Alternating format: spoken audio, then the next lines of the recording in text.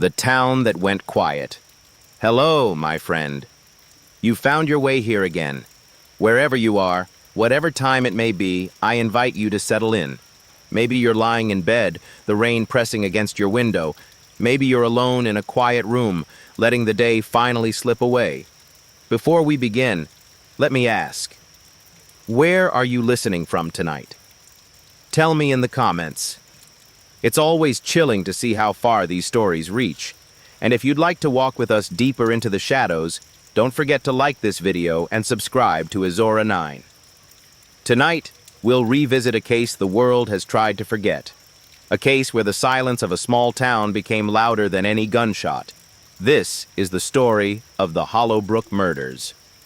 It was October 11th, 1987. Hollowbrook, New England. A place so small it barely appeared on most maps. Population just under 2,000. One diner, a gas station, a post office, and miles of fields giving way to dark, sprawling woods. That Sunday morning at 7:42 a.m., a call came into the Hollowbrook Sheriff's Office. The voice on the other end belonged to a neighbor, pale and shaking, who had gone to check on the Whitlock family when he noticed their front door left ajar. "I didn't go in," the man said. "But something's wrong. Their truck's still in the drive. The lights are on. And it's too quiet." Deputies arrived 20 minutes later. What they found inside the Whitlock farmhouse would scar the town for decades. Neville and Diane Whitlock, along with their two teenage sons, were discovered dead in the living room, each one shot at close range. No signs of forced entry, no valuables missing. The front door latch broken from the inside. But the most disturbing detail wasn't what the deputies saw. It was what they didn't. There were no shell casings, no footprints in the mud outside, no fingerprints on the doorknob. And upstairs, the beds of the Whitlock children were made, their windows locked, as though no one had entered or left in the night. The scene was impossibly clean. Too clean. By mid-morning, word had spread. Hollowbrook gathered outside the farmhouse, their faces pale, their voices hushed. Some prayed, some stared. But one detail would chill them more than anything else. In the barn behind the house, crouched in the shadows, deputies found a girl. 12-year-old Sarah Whitlock, the only survivor. She was barefoot, her nightgown torn, her eyes wide as though she hadn't blinked in hours. When they tried to carry her out, she whispered the words that would haunt Hollowbrook forever. "They're still in the walls." The town that went quiet. Hello, my friend. You found your way here again. Wherever you are, whatever time it may be, I invite you to settle in. Maybe you're lying in bed, the rain pressing against your window. Maybe you're alone in a quiet room, letting the day finally slip away. Before we begin, let me ask, where are you listening from tonight? Tell me in the comments. It's always chilling to see how far these stories reach. And if you'd like to walk with us deeper into the shadows, don't forget to like this video and subscribe to Azora 9. Tonight we'll revisit a case the world has tried to forget. A case where the silence of a small town became louder than any gunshot. This is the story of the Hollowbrook Murders. It was October 11th, 1987, Hollowbrook, New England. A place so small it barely appeared on most maps. Population just under 2,000, one diner, a gas station, a post office, and miles of fields giving way to dark, sprawling woods. That Sunday morning, at 7:42 a.m., a call came into the Hollowbrook Sheriff's Office. The voice on the other end belonged to a neighbor, pale and shaking, who had gone to check on the Whitlock family when he noticed their front door left ajar. "I didn't go in," the man said. "But something's wrong. Their truck's still in the drive. The lights are on, and it's too quiet." Deputies arrived 20 minutes later. What they found inside the Whitlock farmhouse would scar the town for decades. Neville and Diane Whitlock, along with their two teenage sons, were discovered dead in the living room, each one shot at close range. No signs of forced entry. No valuables missing. The front door latch broken from the inside. But the most disturbing detail wasn't what the deputies saw. It was what they didn't. There were no shell casings, no footprints in the mud outside, no fingerprints on the doorknob. And upstairs, the beds of the Whitlock children were made, their windows locked, as though no one had entered or left in the night. The scene was impossibly clean. Too clean. By mid-morning, word had spread. Hollowbrook gathered outside the farmhouse, their faces pale, their voices hushed. Some prayed, some stared. But one detail would chill them more than anything else. In the barn behind the house, crouched in the shadows, deputies found a girl. 12-year-old Sarah Whitlock, the only survivor. She was barefoot, her nightgown torn, her eyes wide as though she hadn't blinked in hours. When they tried to carry her out, she whispered the words that would haunt Hollowbrook forever. "They're still in the walls." The first week of silence. For a town as small as Hollowbrook, the murders should have been solved quickly. There were no strangers passing through, no big highways leading out. Everyone knew everyone. But a week after the Whitlock family was buried, investigators had nothing. No murder weapon, no casings, no fingerprints, and no motive. It was as though the house itself had committed the crime. Sheriff Alan Mercer ordered state police to assist, and for 3 straight days, forensic teams combed the Whitlock farmhouse. They peeled back floorboards, dusted every surface, drained the septic tank. Nothing. Yet the deputies all reported the same thing, a feeling.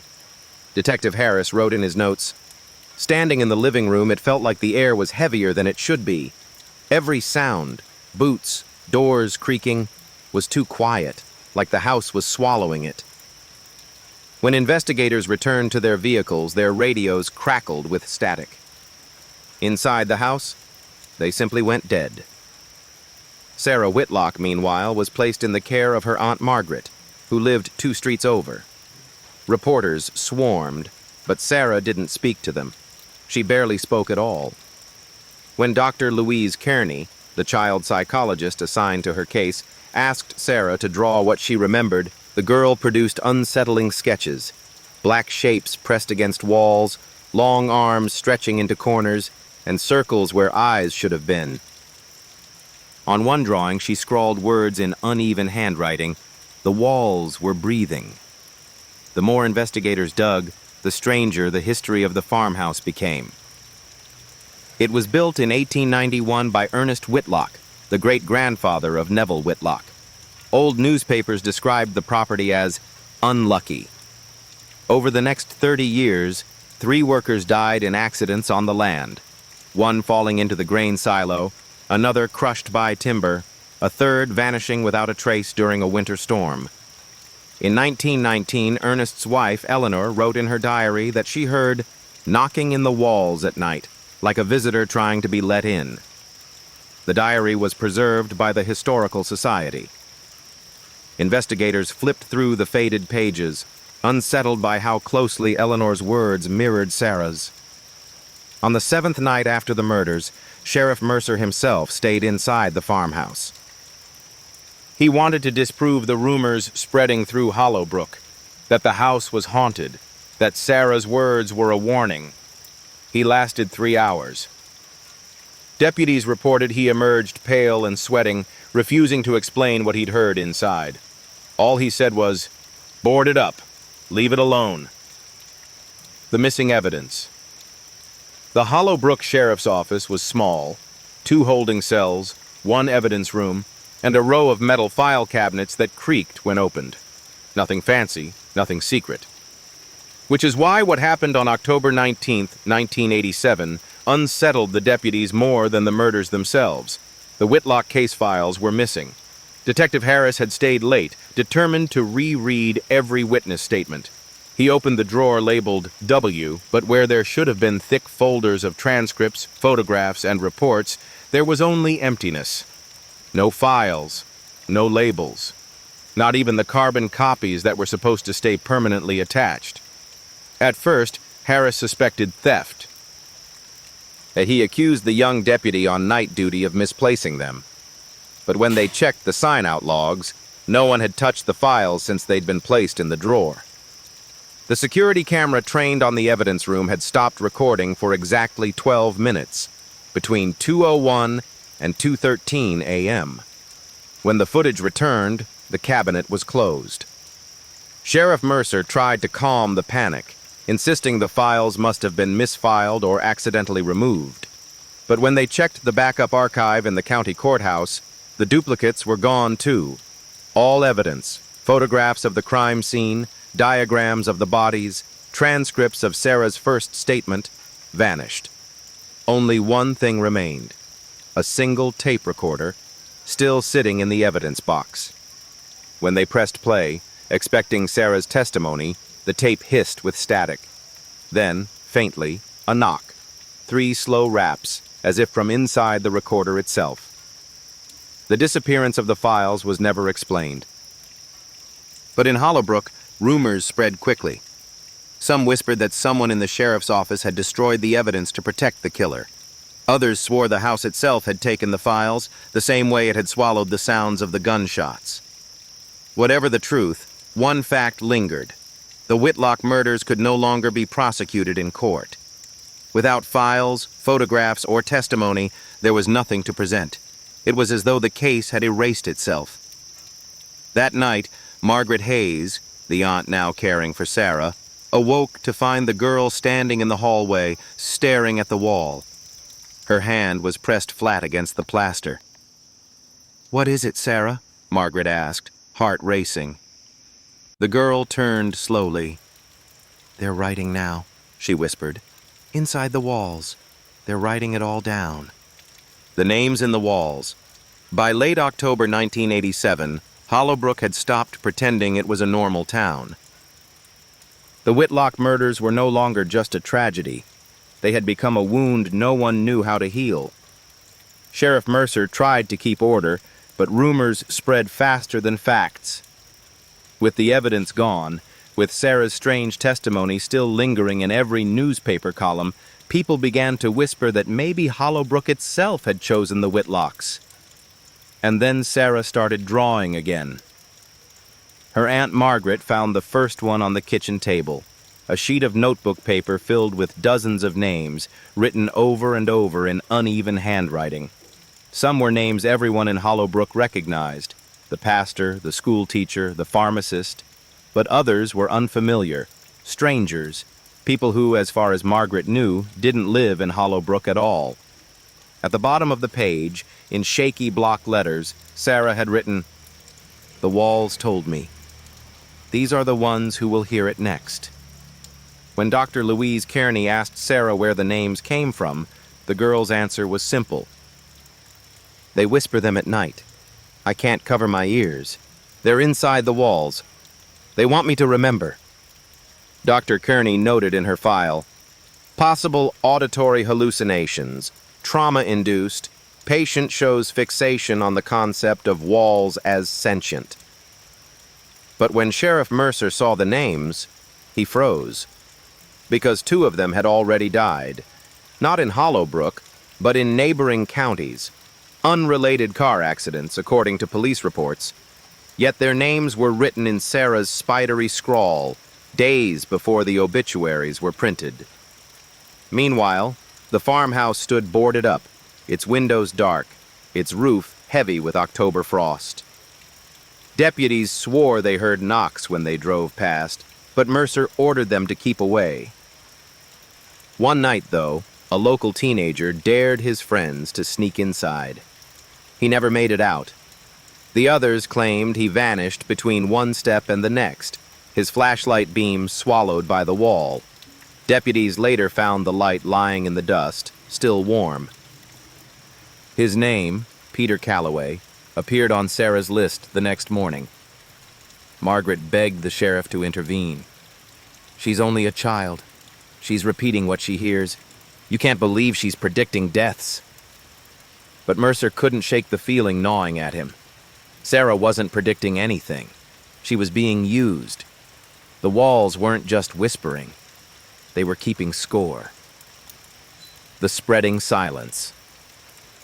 By November, the Whitlock murders had gone from an unsolved case to something larger, something the people of Hollowbrook no longer dared to discuss in daylight, because the silence was spreading. It began with Deputy Morgan, a man known for his skepticism. He laughed when others spoke of strange feelings inside the farmhouse, insisting it was just nerves. But one night, on patrol, Morgan pulled his cruiser to the edge of the Whitlock property. He left the engine running as he stepped out, cigarette glowing between his fingers. Later, in his official report, he wrote, "It was dead quiet. No wind, no crickets. Then I heard it, knocking, from inside my cruiser. I looked back through the window and saw the radio light flickering. 3 knocks, slow. And when I opened the door, the radio was dead." Morgan never laughed about the farmhouse again. Within days, others began to hear it. A schoolteacher walking past the old post office at dusk reported that every locker door slammed shut at once, though the hallway was empty. A mechanic at Hollowbrook's single gas station swore that while working under a car, he heard tapping along the concrete floor beneath him, as though someone were crawling in the earth. And in the sheriff's office itself, a deputy sorting paperwork late at night called Mercer in a panic. "Sheriff," the man whispered down the line, "someone's knocking inside the file cabinets. They're trying to get out." Sheriff Mercer ordered silence. He told his deputies not to speak of these incidents publicly. But by then, Hollowbrook's people were whispering in kitchens, at the diner, in the church pews. The Whitlock murders had cursed the town. That's what they said. The farmhouse was just the beginning. Some families quietly left, loading their cars in the dead of night and driving toward the interstate. Others barricaded their windows, leaving lanterns burning until dawn. But it made no difference. The knocking followed them. Sarah Whitlock, meanwhile, grew paler by the day. She filled entire notebooks with names now, dozens at a time. Some belonged to people in Hollowbrook, others to strangers no one recognized. But one night she wrote her aunt's name, Margaret Hayes. When Margaret saw it, she demanded Sarah stop. She ripped the page from the notebook, crumpling it in her hands. But Sarah only stared at the wall behind her and whispered, "You can't stop them." They've already written it down. The sheriff returns to the farmhouse. By mid-November of 1987, Sheriff Alan Mercer could feel the town collapsing under the weight of fear. Hollowbrook was unraveling, neighbors avoiding one another, church pews half empty, families whispering of leaving before winter closed the roads. But what pressed hardest on Mercer's mind was Sarah. The girl's notebooks were filling faster than ever, the pages littered with names both familiar and strange. Margaret tried to hide them, but Mercer knew. And when his own name appeared at the bottom of one page, written in Sarah's thin, uneven hand, he knew what he had to do. On November 22nd, Mercer told his deputies he was going back into the Whitlock farmhouse. They tried to stop him, reminding him of the night he'd lasted only 3 hours before stumbling out pale and trembling. But Mercer was resolute. "This town needs answers," he said, "or we'll rot from fear before winter's through." At dusk, he drove alone to the boarded-up property. Frost clung to the fields, and the trees bent under the weight of early snow. The farmhouse loomed at the end of the gravel drive, its windows black, its roof sagging with ice. He unlocked the boards himself, prying them loose one by one until the front door yawned open. Inside, the air was stale. Dust hung heavy in the beams of his flashlight. The living room looked unchanged, as if the Whitlocks might return at any moment, the couch still dented where someone once sat, a broken lamp in the corner. But the silence. It pressed against him, thick and suffocating, swallowing the crunch of his boots on the floorboards. Mercer forced himself deeper, Up the stairs, past the children's rooms. He checked every closet, every corner. Nothing. Then, at 2:03 a.m., the hour when the tapes had failed, when Sarah claimed the walls whispered, the knocking began. It came from the kitchen first, 3 slow raps against plaster, then from the hallway, then the ceiling above him. Mercer stood frozen, his flashlight shaking in his hand. The knocks multiplied, spreading through the house like rain on a roof, until it seemed the very frame of the farmhouse pulsed with sound.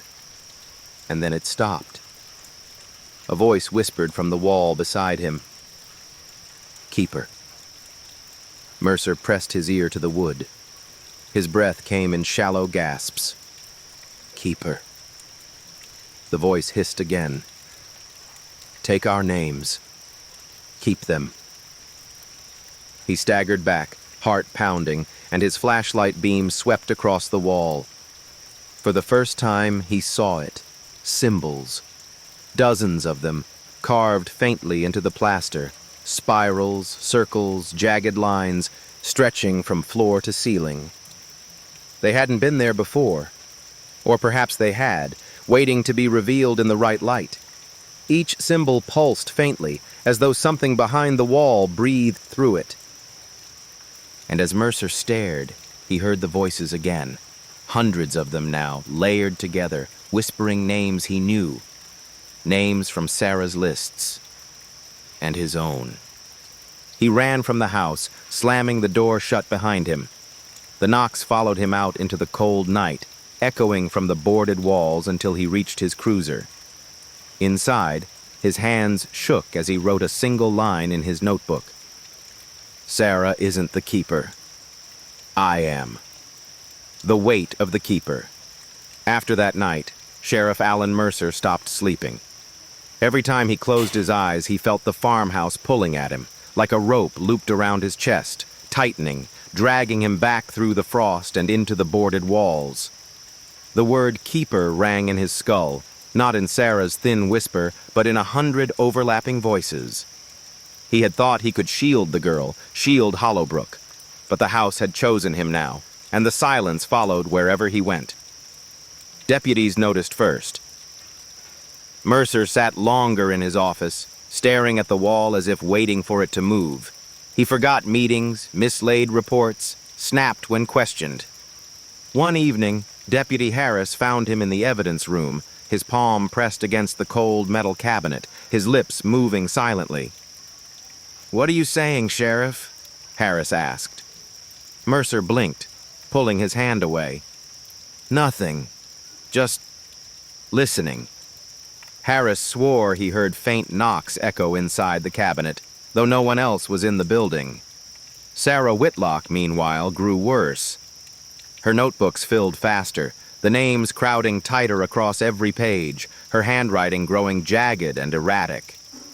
When Margaret tried to take the pencils from her, Sarah only shook her head. "They won't stop," she whispered. "If I don't write them down, they'll scream." Margaret went to Mercer in desperation. "She needs help, Alan. Real help. Not this town's whispers, not you." But Mercer only rubbed his temples, his eyes bloodshot. "She's not the one they want anymore." Margaret's face paled. "What do you mean?" Mercer didn't answer.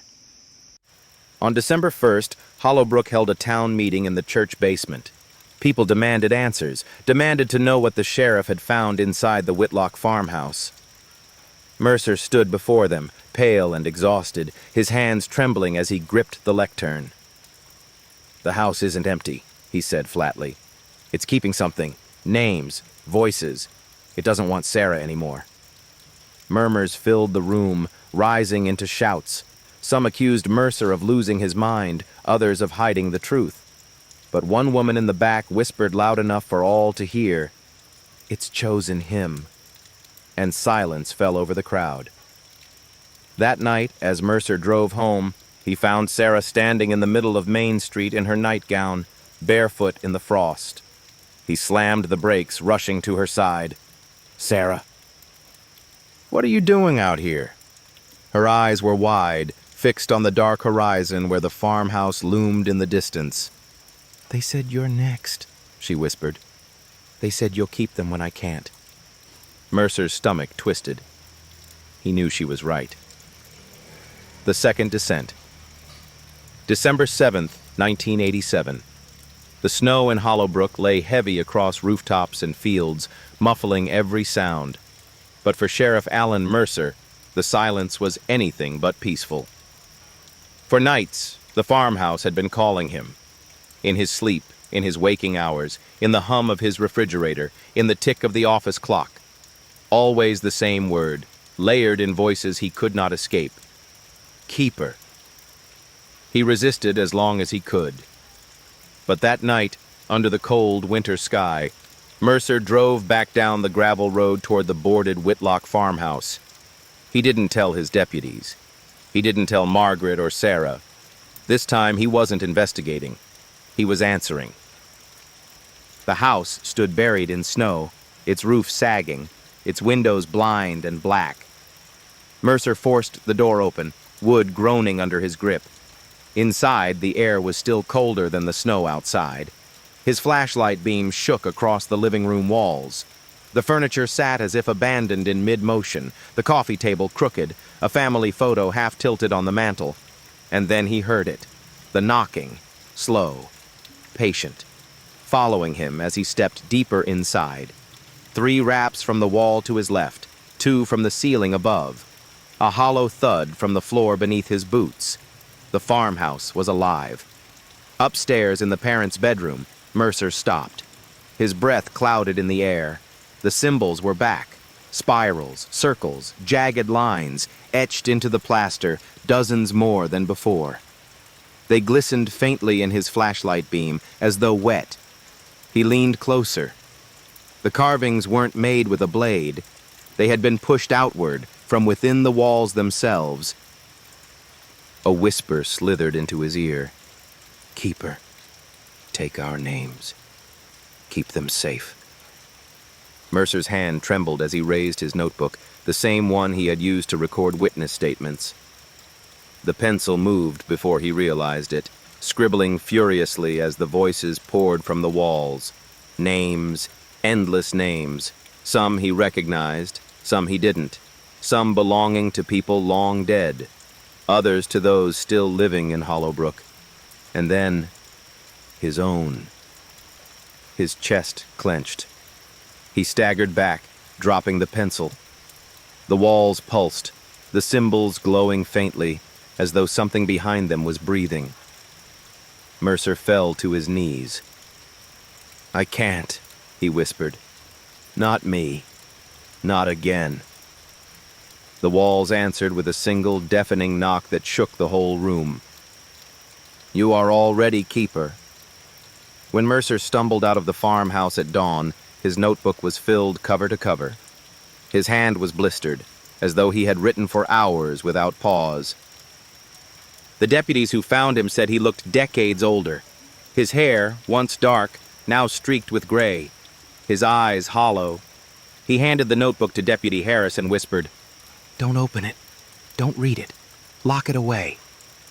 But Harris swore later he heard faint scratching inside the notebook that night, like a pencil still moving across the pages. The deaths on the list. Sheriff Alan Mercer didn't speak of the farmhouse again. He locked his notebook in the bottom drawer of his desk, bound in twine, a warning scrawled on the cover in his own unsteady handwriting. "Do not open, do not read." But Hollowbrook was not safe. The names inside the notebook had already begun to move. The first was Ellen Dorsey, the church organist. She was found slumped over the keys during Sunday service, her fingers still pressing down a low, trembling note that filled the sanctuary until the deacon pulled her away. "Heart failure," the coroner said. But when Mercer returned to his office that night and dared to glance at the notebook's cover, he swore he heard a single word whispered from inside. "Kept." And Ellen Dorsey's name had been the very first he had written. The second came 2 nights later. A truck driver passing through town skidded off Hollowbrook Bridge. Witnesses said it looked as though something pulled the wheel sharply to the left. When deputies pulled the man's body from the wreckage, Mercer didn't need to ask his name. It was already scrawled in his notebook. By the fifth death, panic seeped through Hollowbrook. None of the victims had connections. No pattern. No suspect. But Sarah Whitlock knew. When Mercer visited Margaret's house, Sarah stared at him with wide, pale eyes. "They're using you," she whispered. "They don't need me anymore. You're their keeper now." Mercer tried to hush her, tried to insist it wasn't real. But Sarah only pointed to his chest. "They're inside you." "I can hear them when you breathe." At the sheriff's office, Deputy Harris began to notice changes, too. Mercer spent hours at his desk, his hand twitching as though still writing, even when the pencil lay untouched. His eyes would glaze, fixed on some invisible point just beyond the wall. And sometimes, late at night, Harris swore he heard scratching from the locked drawer, the faint sound of pencil on paper, though the office was empty. By Christmas Eve, 9 names Mercer had written were dead. None of the deaths made sense. None of them could be prevented. And each time, the whisper came, soft, close, inside his ear. Kept. Mercer stopped going home. He stopped shaving, stopped speaking to anyone except Sarah. The deputies worked around him in silence, too afraid to ask. The town was unraveling faster now, just as Sarah had warned, and the keeper could feel the walls closing in. The keeper's burden. The snow in Hollowbrook lay thick and still, but inside the town the air carried tension like a stretched wire. The Whitlock farmhouse sat boarded and black against the horizon, but its influence seeped everywhere, through the streets, the homes, the people, and Sheriff Alan Mercer was its vessel. On January 3rd, 1988, Sarah Whitlock came to him clutching a crumpled sheet of paper. Her hands shook so badly the pencil marks blurred. "I found this in the archives," she whispered. "I wasn't supposed to see it." It was an old town record, faded ink on brittle paper, building permits from 1891, the year the Whitlock farmhouse was constructed. On the back, scrawled in hurried handwriting, were words that froze Mercer's blood. "The walls require a keeper, one to hold the names, one to bind the silence." Beneath the words were 4 names, each crossed out. The last name, Ernest Whitlock, the farmhouse's builder. Mercer felt his chest tighten. The role hadn't begun with Sarah. It hadn't begun with him. It had been passed down for nearly a century, each keeper marked, each one erased when their burden was complete. "Don't you see?" Sarah whispered. "It's not about saving anyone. The keeper isn't protection. The keeper is storage. You're keeping their deaths alive, feeding them." Mercer shook his head, his voice cracking. "No. I'm holding the names so no one else has to. That's what this is. That's what they want from me." But even as he spoke, he heard the whisper inside his skull. Kept. Deputy Harris noticed Mercer's decline. His hands trembled constantly now, his eyes hollow, his skin gray from sleepless nights. The other deputies muttered of removing him, of petitioning the county for a replacement. But Harris stayed quiet, because he too had begun hearing things. When he locked the sheriff's drawer one evening, the notebook inside vibrated faintly, as if something were scratching to be let out. And when he leaned close, he swore he heard his own name whispered from the paper. Meanwhile, Sarah's drawings changed. No longer just names, but faces, distorted, eyeless, mouths stretched wide in silent screams. Margaret begged her to stop, but Sarah insisted she couldn't. "They're not done," she said softly. "They said there's still more to keep. Always more." Margaret pressed her to leave Hollowbrook with her. to start fresh somewhere far away. But Sarah only shook her head. "You can't leave," she whispered. "The keeper can't leave. And if the keeper can't, neither can I." That night, Mercer sat alone in his office, staring at the locked drawer. His breath fogged in the cold air. He whispered to himself, a plea no one could hear. What happens when the notebook is full? The answer came at once, not from his mouth, but from the walls around him, every inch of plaster humming with the same voice. "Then you will be. The town that hears the walls." By mid-January, Hollowbrook was no longer a town that slept. Every home, every shop, every corner of the church basement carried the same unease. The silence that once belonged to the Whitlock farmhouse alone had begun to seep outward, curling into Hollowbrook's bones. And the people began to hear it. It started with Margaret Hayes. One night she jolted awake in her narrow bed, convinced Sarah was whispering from across the room. But when she turned, the girl was fast asleep. The sound hadn't come from Sarah at all. It had come from the wall beside her. Margaret pressed her ear against the plaster. At first, she heard only her own breath. Then, faint scratching, as if someone were writing just beyond the surface. A single word hissed through the wood.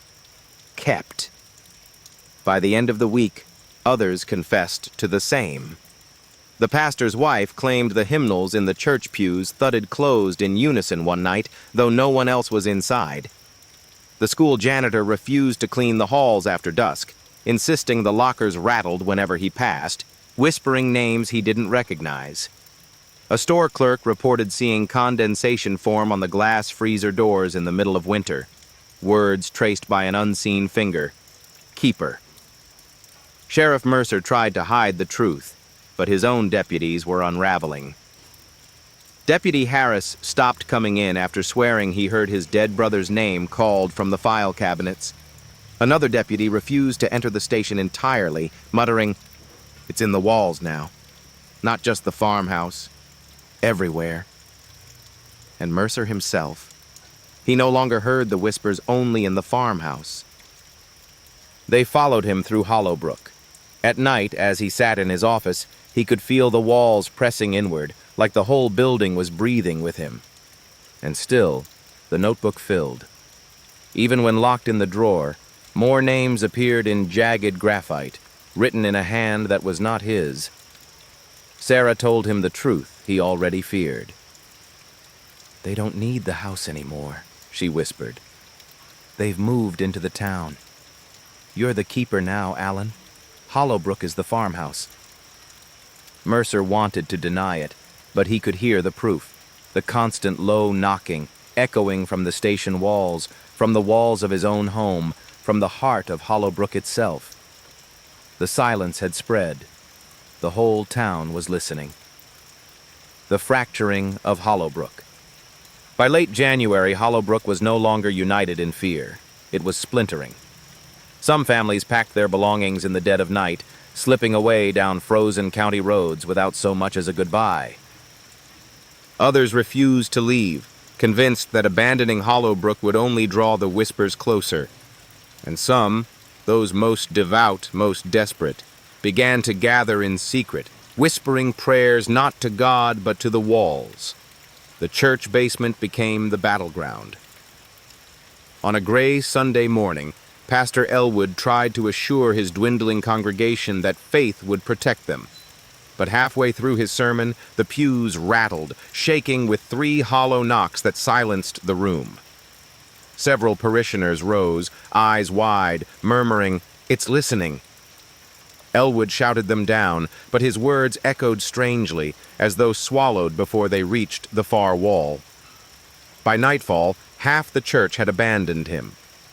They met instead in the old grain mill, holding candles and pressing their palms to the walls, whispering, "Keeper, take us, spare us." Meanwhile, violence simmered in the streets. When the Miller family tried to flee, their truck stalled at the edge of town. Neighbors swore they heard knocking from inside the engine before it died. The Millers abandoned the truck and staggered back on foot, frost clinging to their clothes. Others accused Sheriff Mercer of bringing the curse upon them. Deputies found graffiti on the station walls. Kept blood. Windows were shattered, rocks hurled through the glass at night. Mercer stood in the wreckage, shoulders hunched, knowing the town was right in a way. He was the keeper now, and the keeper could never leave. Sarah, pale and withdrawn, clung to Margaret's side. Her drawings grew darker. Not just names and faces, but entire streets swallowed by black spirals, houses bending inward like they were collapsing into their own walls. "They're not just keeping people anymore," she whispered to Mercer. "They're keeping places." The breaking point came when Deputy Harris disappeared. One morning his cruiser was found idling outside the boarded farmhouse, headlights still burning through the snow. The driver's seat was empty, the door ajar. In the snow beside the car were footprints, Harris's boots, leading to the farmhouse porch. But they did not return. Inside the house, deputies swore they heard a knock from beneath the floorboards. Slow. Patient. Sarah's notebook recorded his name that same night, written over and over until the paper tore. Hollowbrook was no longer just haunted. It was eating itself. And Mercer, torn between duty and despair, knew that the town would soon demand an answer, one only the keeper could give. The hysteria of Hollowbrook. By February 1988, Hollowbrook had stopped pretending it could contain its fear. The whispers were everywhere, inside homes, stitched into the creak of floorboards, pulsing through the church walls. No one could deny it anymore. And when fear goes too long unanswered, it mutates. It becomes hysteria. It began with the Callaways. One bitter night, their neighbors heard screams tearing through the snow. By the time deputies arrived, the Callaway house was dark, lanterns smashed, windows boarded from inside. On the walls, carved in jagged strokes, were words that chilled every deputy who entered. "The keeper failed us." The Callaway family, mother, father, and 2 children, were gone. Not fled. Gone. Their beds were still warm. Their soup bowls still steaming on the table. But the chairs around it were empty, as though they'd simply risen and walked into the walls. The next day, the townsfolk gathered in the square. They shouted at Mercer from the church steps, demanding answers, demanding he return the missing, demanding he stop the names. Mercer stood with his hat low, his voice hoarse. "I can't stop it. I can only hold it. That's what the keeper does." But his words only fueled the fire. A man in the crowd screamed, "Then give it back to the house!" Another hurled a stone, striking Mercer across the temple. Deputies held the crowd back, but their restraint only deepened the rage. By nightfall, a mob had formed. They marched toward the farmhouse, torches in hand, chanting to burn it to the ground. Sarah felt it before they left. She clutched Margaret's arm, whispering, "They can't burn it. It's already inside us. They'll only feed it." Margaret begged her to stay quiet, but Sarah's hands shook violently, her notebook falling open on the floor. Inside, written dozens of times, was a phrase no one had seen before. "Blood will bind. Blood will keep." The mob reached the farmhouse just past midnight. Flames licked the snow as torches were hurled against the boards. But the fire did not spread. The boards blackened, the smoke rose, but the wood did not burn. Instead, the house groaned, a long, guttural sound that seemed to come from deep underground. Then the knocking began. Not inside the walls this time, beneath their feet. The ground itself rumbled with it. People screamed. Some fled into the night, abandoning their torches. Others fell to their knees, pressing their hands to the frozen earth, whispering prayers to the silence, and the mob fractured into chaos. Mercer pulled Sarah close as the ground stilled. Her face was pale, her breath fogging in the winter air.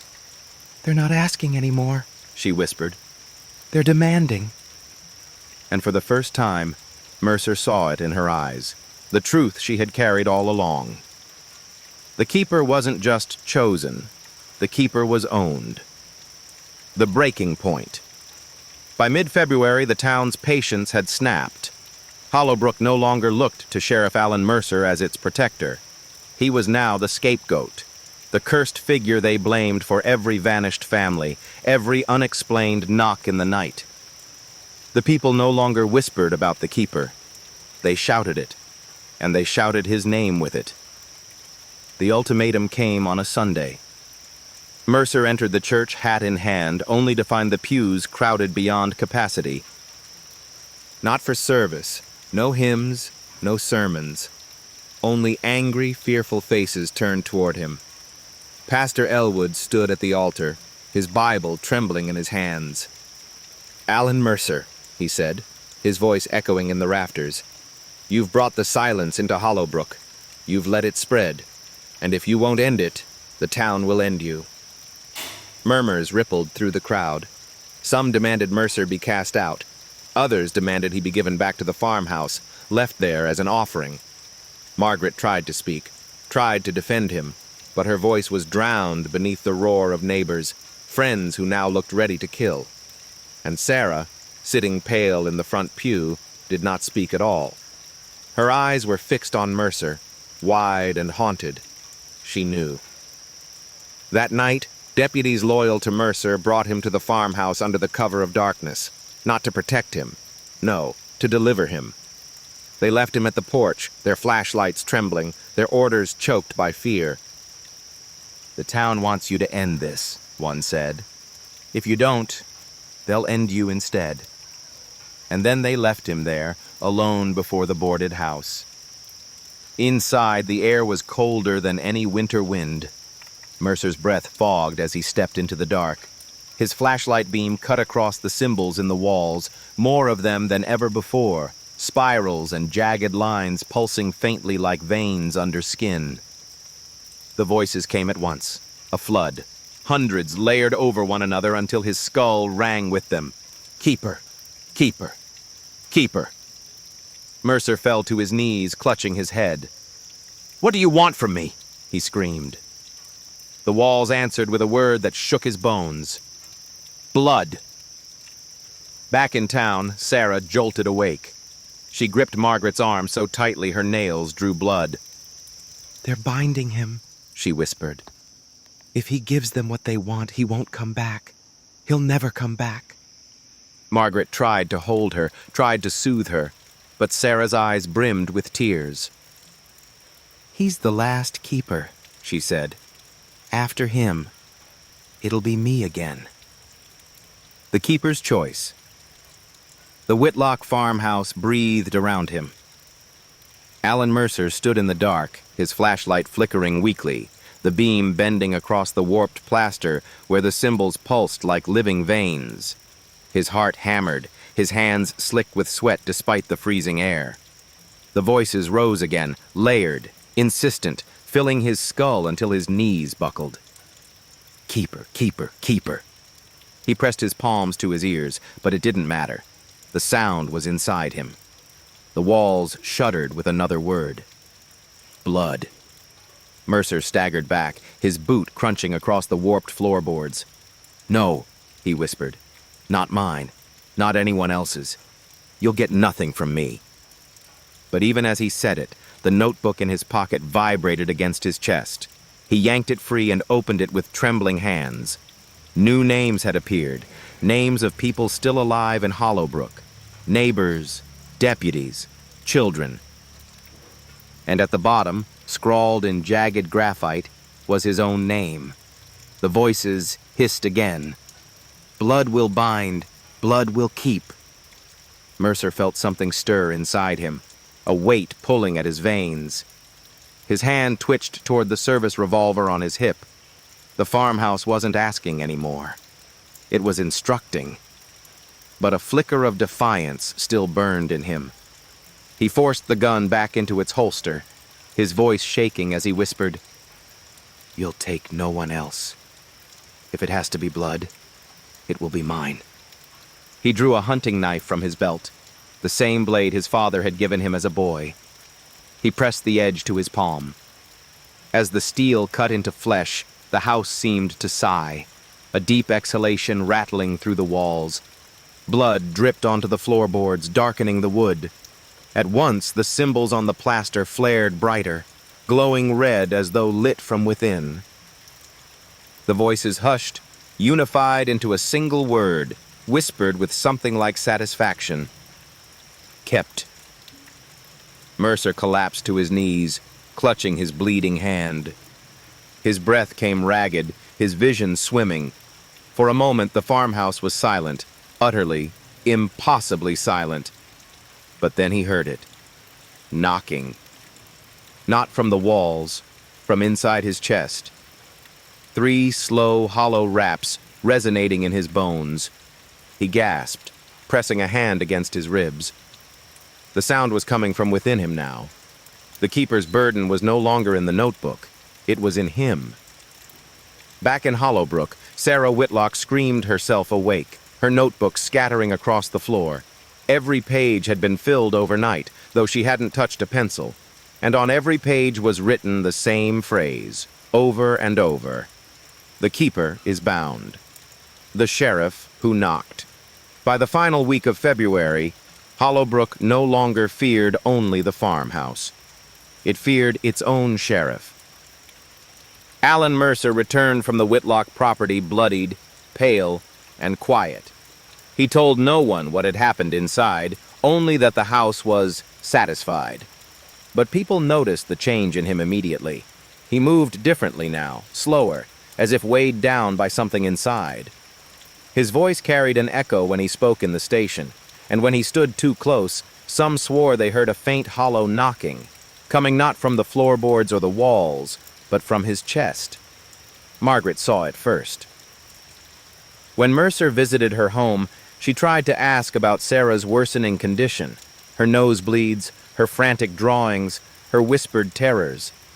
But Mercer's gaze drifted past her, fixed on the walls of her living room. He tilted his head slightly, as though listening.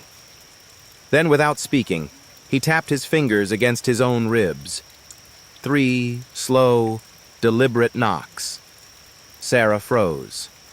She whispered, "It's in him now." Mercer only smiled faintly, as if he hadn't heard her. The town began to unravel faster.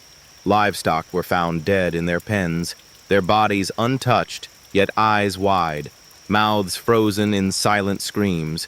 Houses groaned at night as though they were breathing, and wherever Mercer walked, silence followed. Conversations died when he entered a room. Dogs cowered and whined. Children refused to meet his eyes. Deputies avoided him, muttering that the sheriff was carrying the house inside him. One swore he saw Mercer's breath fog even when standing inside a heated office. Another swore he heard knocking in his dreams, only to wake and find Mercer standing outside his window in the snow, staring in. Despite the fear, the town still clung to him, because what else was left? The farmhouse could not be burned. The names could not be stopped. And now their keeper walked among them, wearing the badge of Hollowbrook. Some began to treat him with reverence, bowing their heads as he passed. Others spit at his boots, calling him a traitor. But Mercer himself said little. He only walked the streets at night, tapping softly against his chest. 3 hollow knocks, to let the walls of Hollowbrook know he was listening. Sarah, meanwhile, was unraveling.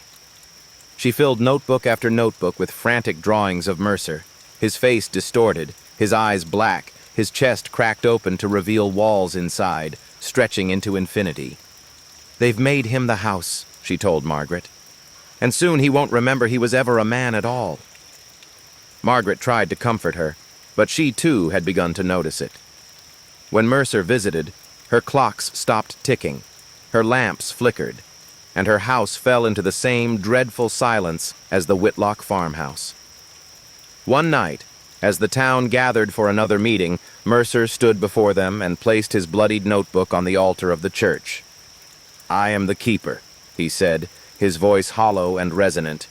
"Your names are safe with me." But no one in Hollowbrook felt safe. The attempted severing. The first week of March brought a bitter wind that cut through Hollowbrook like a blade. The snowbanks were shrinking, but the silence lingered heavier than ever. By then, no one in town questioned what Mercer had become. They only argued about what to do with him. Some said he was their last shield against the farmhouse, that if he fell, Hollowbrook would fall with him. Others whispered he was no longer Mercer at all, but a vessel wearing his skin. Sarah Whitlock knew both were true. One night she came to Margaret clutching a stack of her notebooks, their pages filled edge to edge with drawings of Mercer.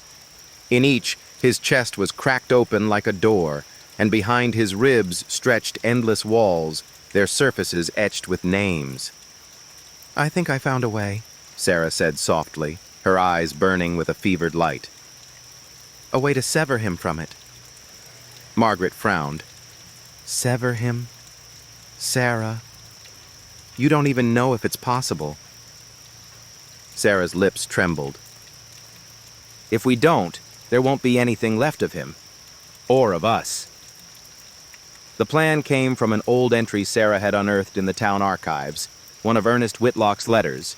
It spoke of a binding ritual, where the keeper's blood was offered to the house, but in the margins, faint and nearly erased, was another phrase. To sever the bond, the blood must be returned. Sarah interpreted it as a reversal. If the keeper's blood could be taken back, perhaps the farmhouse's claim would break. But how does one take back what's already given? Sarah had an answer, though it chilled Margaret to hear it. The keeper must bleed, but not for the house, for us. They prepared in secret. Margaret gathered candles, old iron nails, and salt. Sarah sharpened a small knife, her hands trembling as she worked. The ritual was to be performed in the farmhouse itself, on the very boards where Mercer had bound himself. On March 10th, they lured him there. Mercer came willingly, though his eyes seemed far away, his steps heavy as if the house pulled at him with invisible strings. When Sarah and Margaret led him inside, the walls quivered with anticipation, the carved symbols glowing faintly red. "Why have you brought me here?" Mercer's voice was hollow, distant. Sarah swallowed hard. "Because you're not gone yet, and I won't let them keep you." Before he could react, Margaret slashed her palm and pressed it to his chest, just above the knocking heart. Sarah cut her own hand and joined hers to Margaret's, the three of them bound in blood. Then Sarah whispered the words she had copied from Whitlock's letter. Blood returned. Keeper unmade. The walls screamed. Every board, every beam, every nail in the farmhouse shook with a piercing wail, as though the entire structure resisted the act. Mercer collapsed, clutching his chest, gasping as the hollow knocking grew frantic, faster and faster, like fists hammering from inside his ribs. And Sarah cried out, "Give it back, Alan! Let it go! It's not yours to keep!" For a moment his eyes cleared. For a moment the knocking faltered. But then, with a sound like splitting wood, Mercer's body arched violently. The farmhouse fell silent, and the bond held. When Sarah and Margaret staggered out into the night, Mercer did not follow. The door slammed shut behind them. Inside, the keeper remained. The keeper. Within March 12, 1988, Hollowbrook woke to a silence deeper than snow, heavier than grief. The failed ritual at the farmhouse had left its mark, not just on Sheriff Alan Mercer, but on the entire town. The first sign came at dawn. The Callahan boy, barely 12, told his mother he'd heard knocking inside the sheriff's voice. At breakfast, when Mercer stopped by their porch to ask after their safety, the boy swore each word carried an echo, 3 hollow taps that seemed to follow every syllable.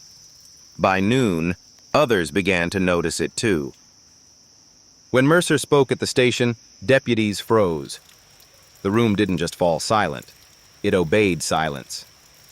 Papers stopped rustling. Phones stopped ringing. One man swore even his heartbeat slowed. Mercer didn't command quiet anymore. He was quiet. The living heart of the farmhouse. Sarah knew it the moment she saw him again. She and Margaret passed him on Main Street, where he walked stiffly through the snow. His eyes, once weary but human, were glassy, reflecting the gray sky as if they no longer saw the world at all. When Sarah whispered, "Alan?" He paused, tilted his head, and tapped his chest. 3 slow knocks. Not a greeting. A reminder. The keeper was within. Stranger things began to happen. The town's clocks no longer agreed on the hour. Some froze at midnight, others at dawn.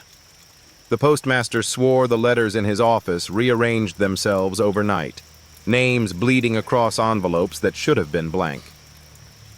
Livestock stood unmoving in their pens for hours, their eyes following Mercer whenever he passed. And at night, Hollowbrook itself seemed to breathe, houses groaning, rafters creaking, as though every wall had been swallowed into the farmhouse's lung.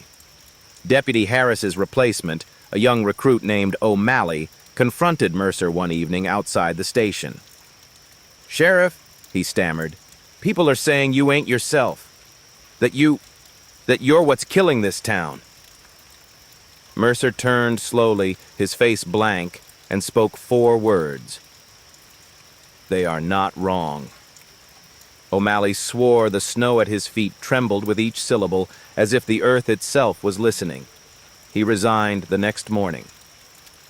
Margaret tried to protect Sarah, but the girl grew more frantic with each passing day. Her notebooks filled with a single image. Mercer's figure standing in the center of Hollowbrook, arms outstretched, as the town collapsed inward around him like walls folding on themselves. "He's not Alan anymore," Sarah whispered one night, tears streaking her cheeks. "He's the house, and the house doesn't let go." Margaret held her, but in her heart, she knew the girl was right. And still, Hollowbrook clung to him. Because if the keeper was within Mercer, then perhaps, just perhaps, the house wouldn't take them next. But no one could ignore the truth any longer. Alan Mercer was no longer a man. He was the farmhouse, walking. The night of the open door. March 20th, 1988. Hollowbrook learned that the farmhouse had never been locked at all. For decades, boards covered its windows, chains bound its doors, nails sealed its frame. But that night, the people of Hollowbrook woke to the sound of wood splitting, chains snapping, and hinges groaning. The Whitlock farmhouse had opened itself. It began with a low rumble that rolled across town just after midnight. Margaret sat up in bed, clutching Sarah to her chest as the windows rattled in their frames. At first she thought it thunder, but the sky was clear, the stars sharp against the black. Then came the sound, dull, heavy, echoing across the valley. Knock, knock, knock.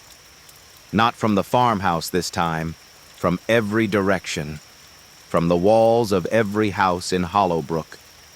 And then silence, until the cry went up, "The door! The door is open!" The townsfolk gathered at the edge of the property, torches shivering in their hands. Where once boards had covered the farmhouse windows, now they hung splintered on the ground. The front door, bound in rusted chains for years, swung wide on screaming hinges. Inside was only darkness, and at the threshold stood Alan Mercer. He turned to face the crowd, his eyes hollow, his chest rising and falling with slow, deliberate rhythm. 3 times he struck his fist against his ribs. The sound carried through the night air like a drum. "Enter," he said. His voice was not his own. It was layered, thick, hundreds speaking through him. "The keeper calls." No one moved. The silence stretched, deeper and heavier until it pressed against their bones. Children whimpered, mothers clutched them close. Then a figure broke from the crowd. Pastor Elwood. His Bible clutched in white-knuckled hands, he stepped forward, tears streaking his cheeks. "If this is the way to end it," he cried, "then let it be me." The crowd screamed for him to stop, but Mercer only nodded, stepping aside. Elwood crossed the threshold. The door slammed shut behind him. What happened inside, no one saw. But the screaming began within seconds, screaming that rose and fell, muffled as though swallowed by walls. The farmhouse shook with it. Windows rattled, glass cracking. And then, silence. The door swung open again. Elwood was gone. The crowd scattered, wailing into the night. Some fled the property altogether. Others fell to their knees, begging for mercy. Margaret dragged Sarah away, the girl thrashing in her arms, shrieking, "It's choosing now! It won't stop! One by one it will keep us all!" By dawn, the farmhouse door still hung open, yawning into the black. Mercer stood in the doorway, unmoving, his eyes fixed on the horizon. The keeper had called, and Hollowbrook had answered. The Offering. March 22nd, 1988. Hollowbrook awoke with the knowledge that its silence was no longer shared. It was demanded. The open door of the Whitlock farmhouse had become a wound in the town's landscape. No one dared cross the property line, but everyone felt its pull. The boards lay scattered in the snow, the door yawning into blackness. Inside, nothing stirred except Sheriff Allen Mercer, standing like a sentinel with his hollow eyes and his knocking heart. The whispers began the very next day, not from the farmhouse, from the townspeople themselves. "We have to give it someone else," muttered a shopkeeper, his voice shaking. "It took Pastor Elwood. Maybe that's enough." But when the night fell, and the walls of Hollowbrook groaned with 3 heavy knocks, the truth was clear. It was not enough. By March 24th, the town gathered in the church basement, though no one dared speak too loud, for fear the house was listening. Some argued they should burn the farmhouse again, though everyone remembered the flames that refused to take. Others said they should leave Hollowbrook entirely. But those who tried to flee found their cars stalled on the outskirts, their engines silent, their radios whispering names that weren't theirs. Then came the darkest proposal. "If it's going to take one of us each time," said Deputy Marrow, his face ashen, "then maybe we should choose who." The words hung in the air like smoke. Margaret clutched Sarah to her chest as voices rose in fury. Some screamed it was murder. Others argued it was survival. Sarah, pale and trembling, whispered into Margaret's ear, "That's what it wants, for us to turn on each other, to choose, to make the offering ourselves." And though Margaret believed her, she could see the way the others looked at her, the way fear twisted their faces into something unrecognizable. 2 nights later, it happened. The town chose. They came for Mrs. Caldwell, the widow who lived on the edge of Hollowbrook. She had no children, no family left. She was old, frail. "The house will be satisfied with her," they told themselves as they dragged her through the snow, her screams echoing off the boarded homes. At the farmhouse, Mercer stepped aside, just as he had with Elwood. The door groaned open wider, the dark swallowing the torchlight. "Enter," he said. His voice was calm, but beneath it came the layered chorus of hundreds. Mrs. Caldwell clawed at the ground, her fingernails tearing in the frozen earth. The townsfolk pushed her through the door.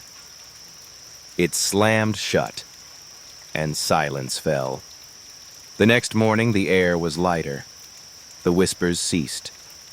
For one day, Hollowbrook breathed without fear.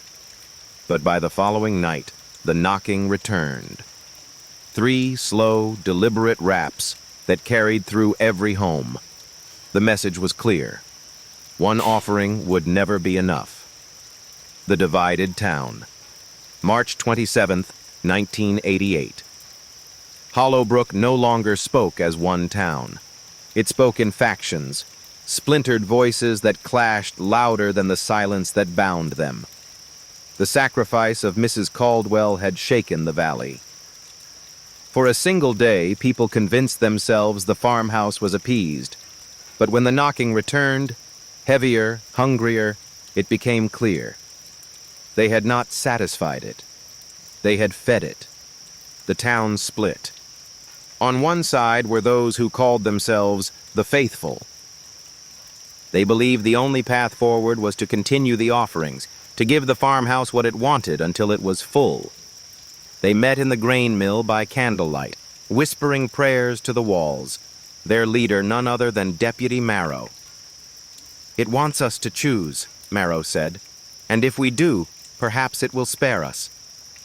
On the other side stood the defiant, led quietly by Margaret Hayes and a few families who still clung to morality. They refused to condone another sacrifice, convinced that each offering only pulled Hollowbrook deeper into the farmhouse's grip. Margaret whispered to Sarah, "We cannot become murderers. If we do, we've already lost." But Sarah, pale and hollow-eyed, shook her head. "We already have." By early April, tensions boiled into violence.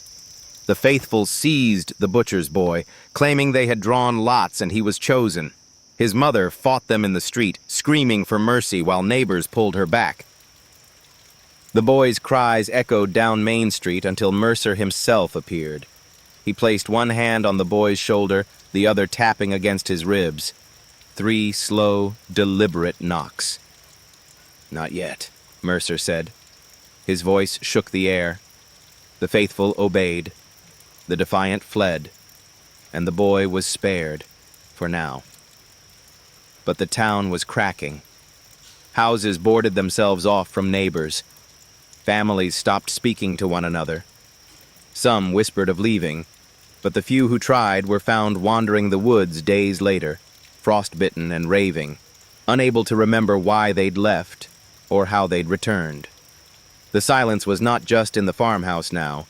It was in the choices Hollowbrook made. Sarah's drawings grew worse.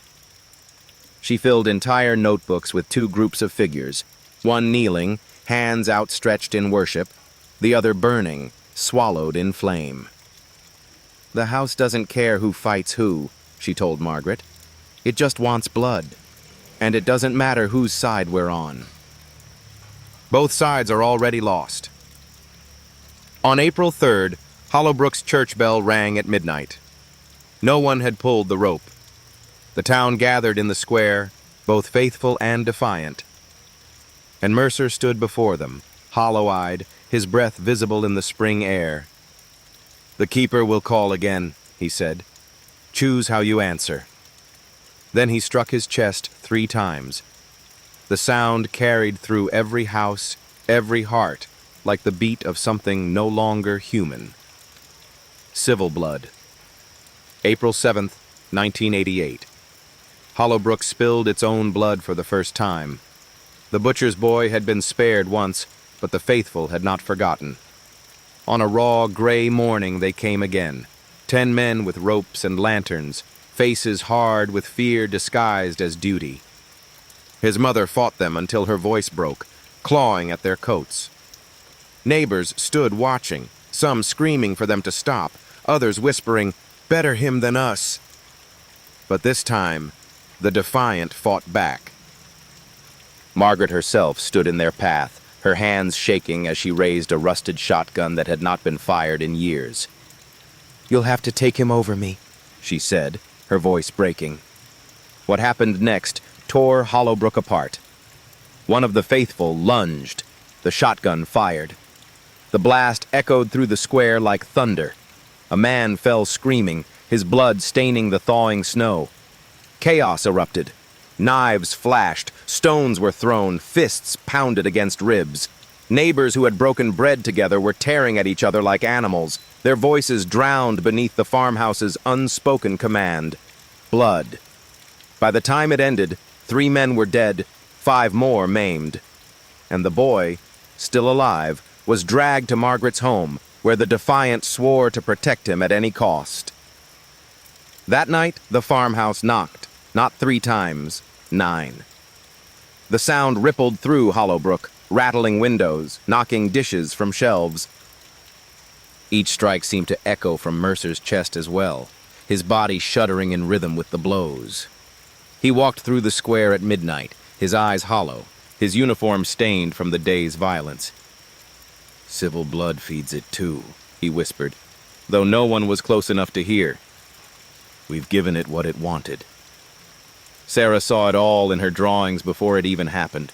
Pages filled with neighbors strangling neighbors, blood spilling across Main Street, and the farmhouse standing in the distance, its door wide, its windows glowing faintly red.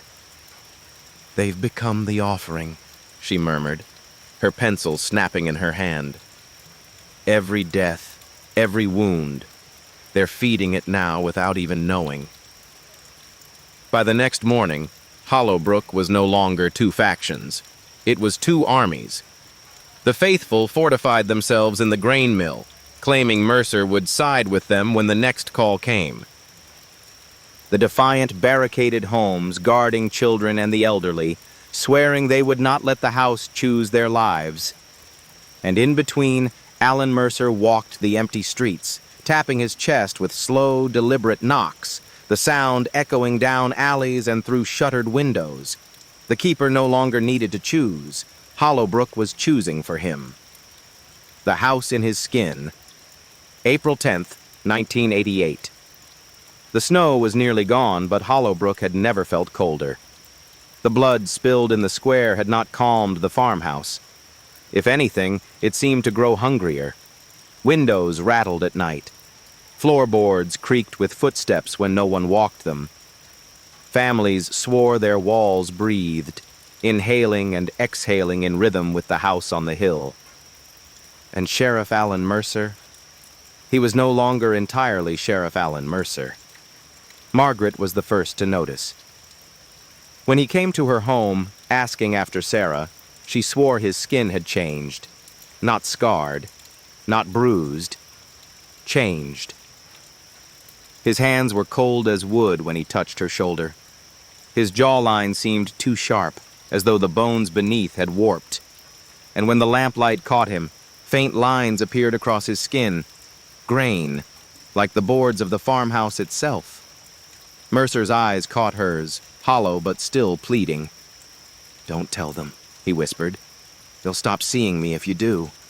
And then, softer, "I can still feel the nails in me."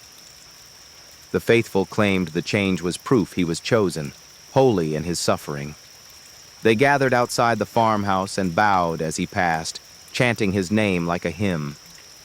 The defiant saw it differently. They whispered in the dark, "He's not Mercer anymore. He's the house wearing his skin." Neither side was wrong. Sarah's drawings grew more frantic. She sketched Mercer again and again, but now his body was half man, half home. Rafters jutted from his shoulders. His chest split into doorways. Windows gaped where his eyes should be. "They're remaking him," she told Margaret. "The keeper isn't just bound to the house anymore. He is the house. And when they finish, there won't be any Alan left." On April 12th, the factions clashed openly for the first time. The faithful marched into town, demanding the defiant hand over 3 chosen to feed the farmhouse. The defiant refused, and fighting erupted in the streets.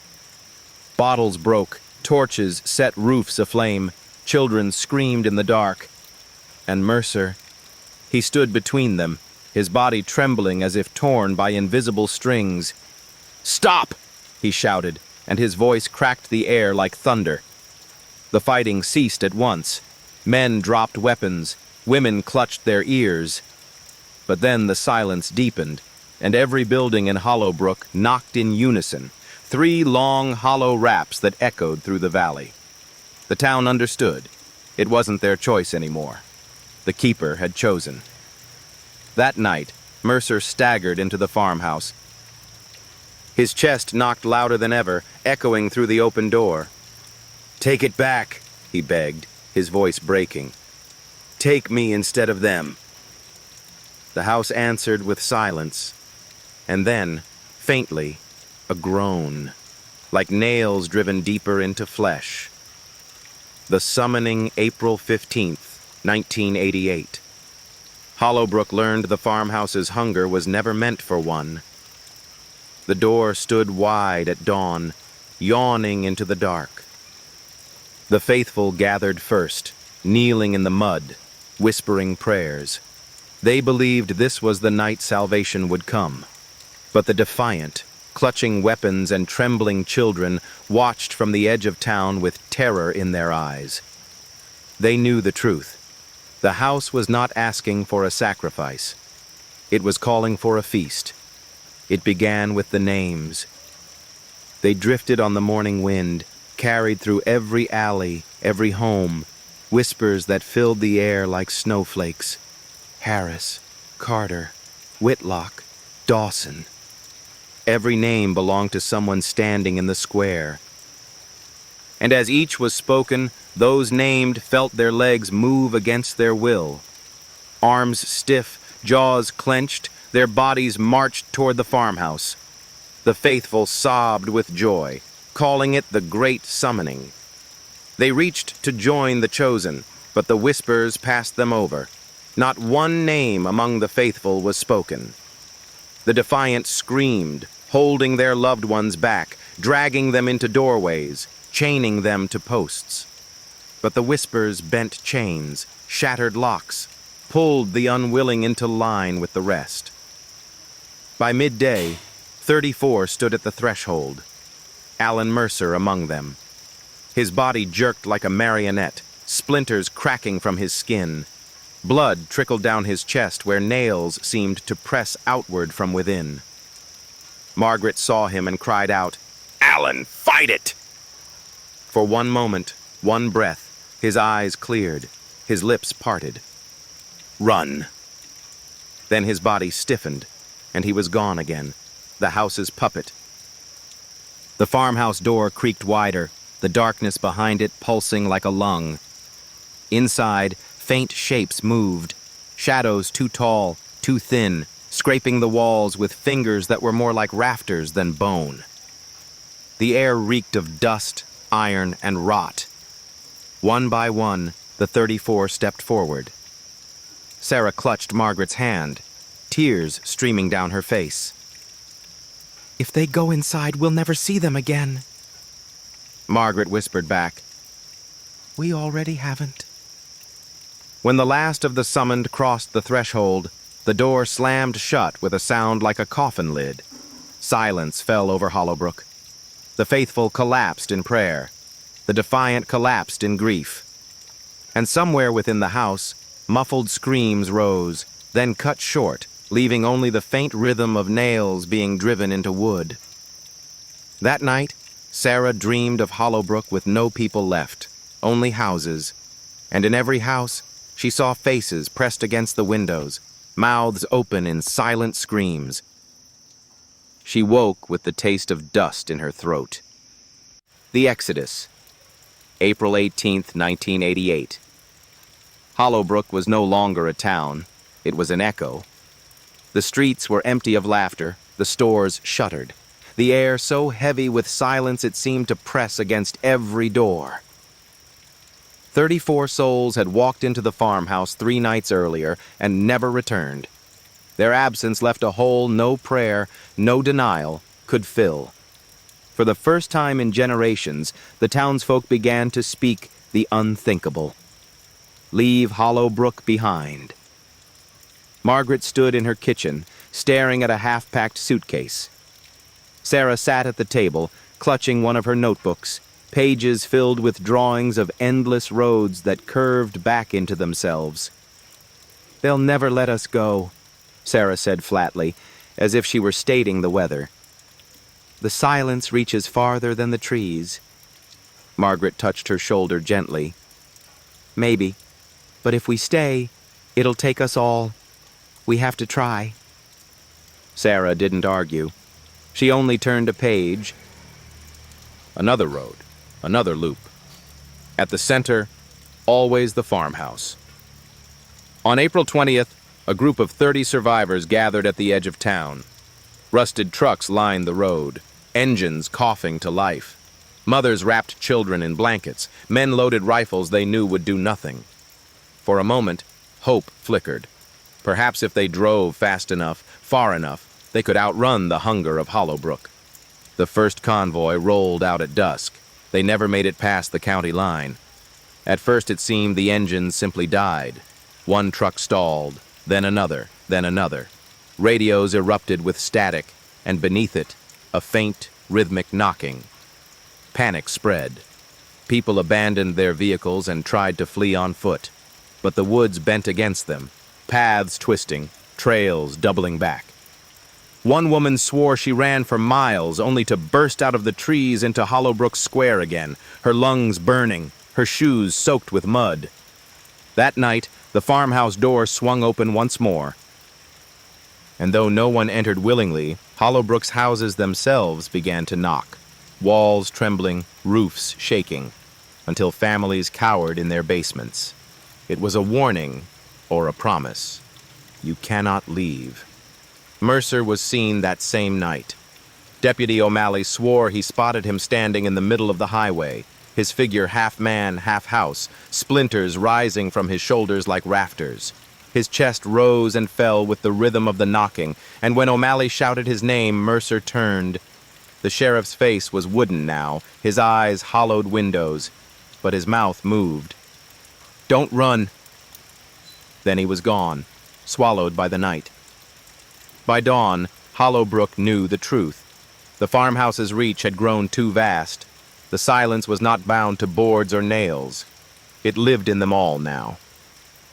The exodus had failed. The last fire. April 23rd, 1988. The remaining souls of Hollowbrook no longer spoke of escape. They spoke only of fire. The failed exodus had broken something inside the townsfolk. Hope no longer lingered in their eyes. Only the dull, resigned glow of those who knew their end was coming. But Margaret Hayes refused to sit idle. She gathered the survivors in the church basement, the same place where the faithful once prayed for mercy. Now wax dripped from half-burned candles, and the air reeked of mildew and fear.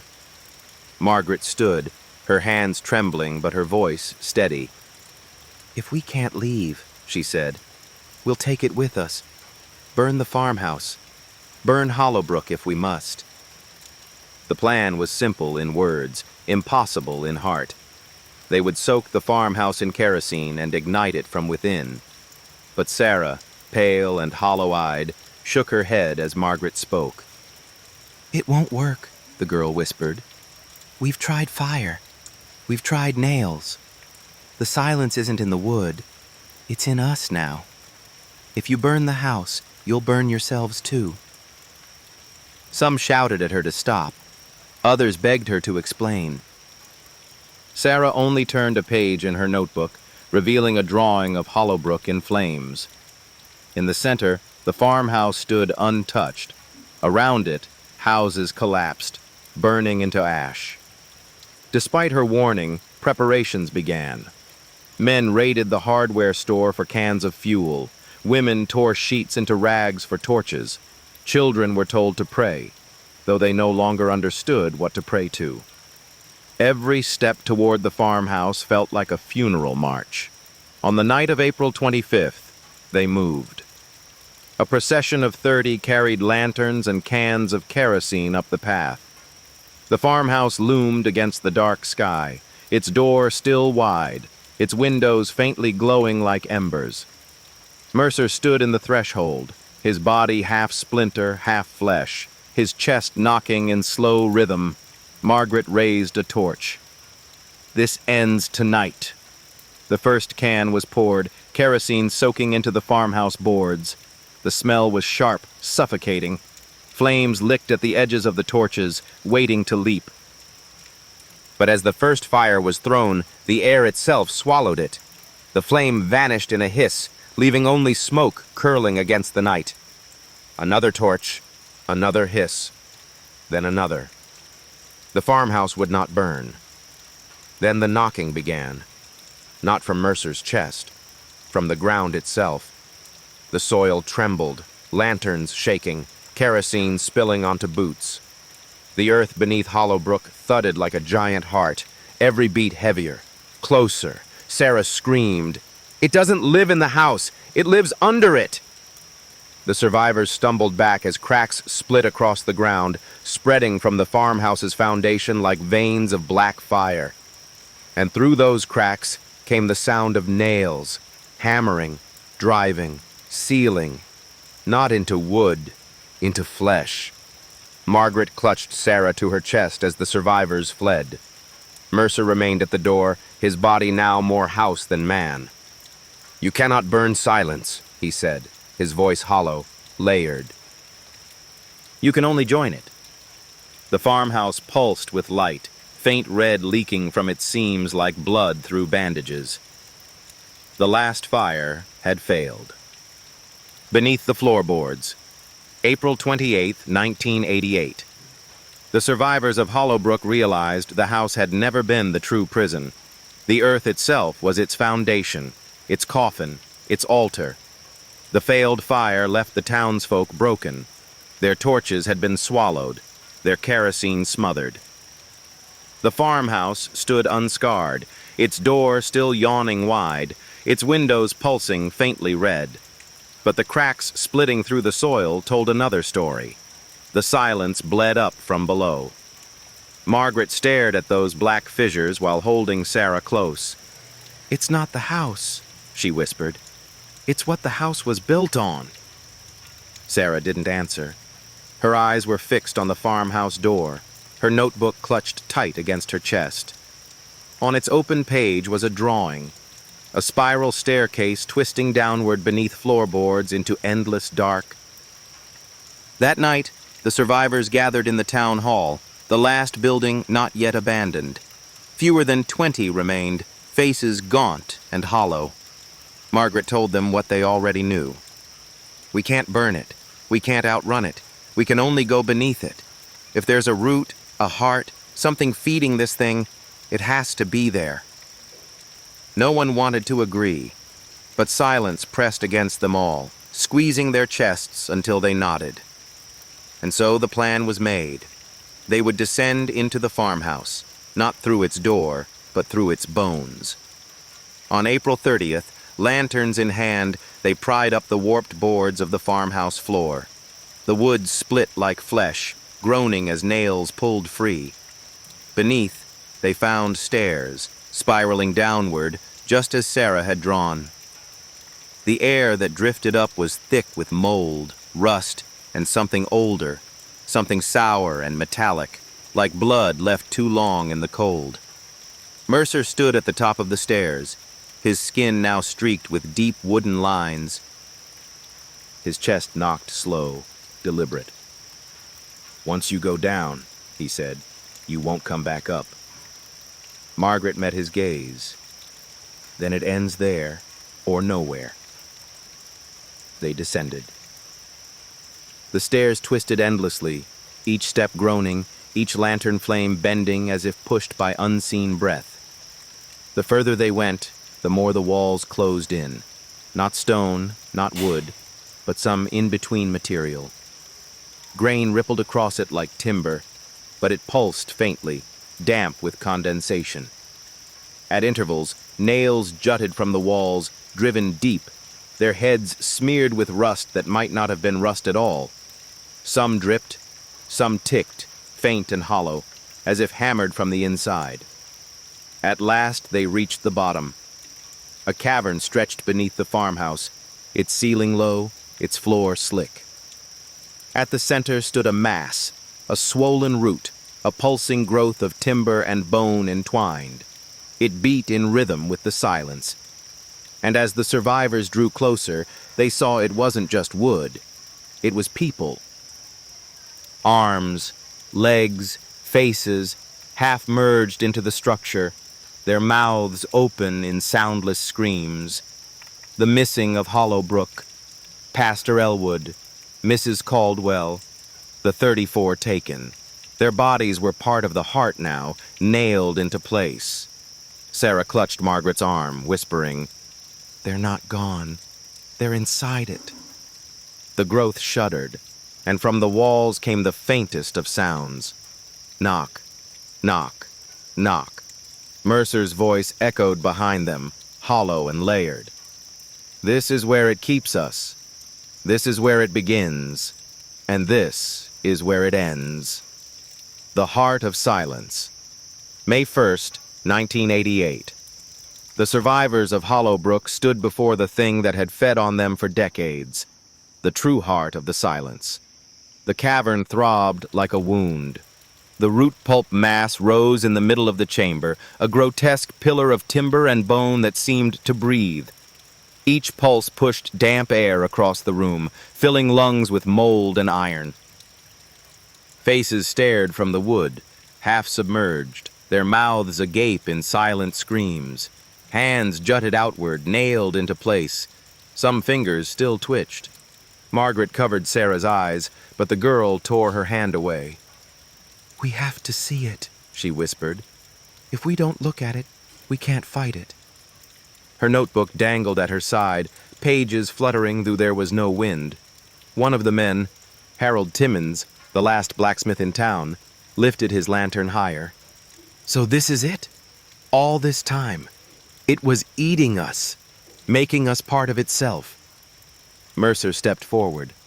His skin was almost entirely wood now, his ribs creaking like floorboards as he breathed.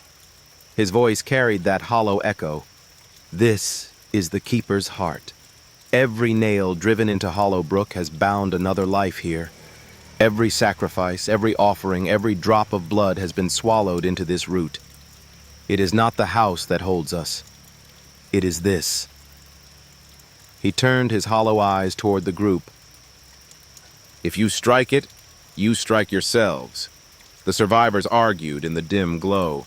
Some cried that it must be burned, hacked apart, destroyed at all costs. Others fell to their knees, praying for mercy. A few whispered that perhaps they should join it, give themselves willingly, if only to silence the hunger once and for all. Margaret's voice cut through the clamor. "Listen to me. We've given it enough. Our families, our friends, our children. We're not going to feed it anymore." But Sarah's voice, quiet but steady, followed. "If we kill it, we kill them too. They're still in there. All of them." The silence of the cavern deepened, as if the root itself waited for their decision. Then the knocking began again. Not 3 times. Not from Mercer's chest. From the root. Knock. Knock. Knock. Each strike rattled their bones. Nails in the walls vibrated, dripped.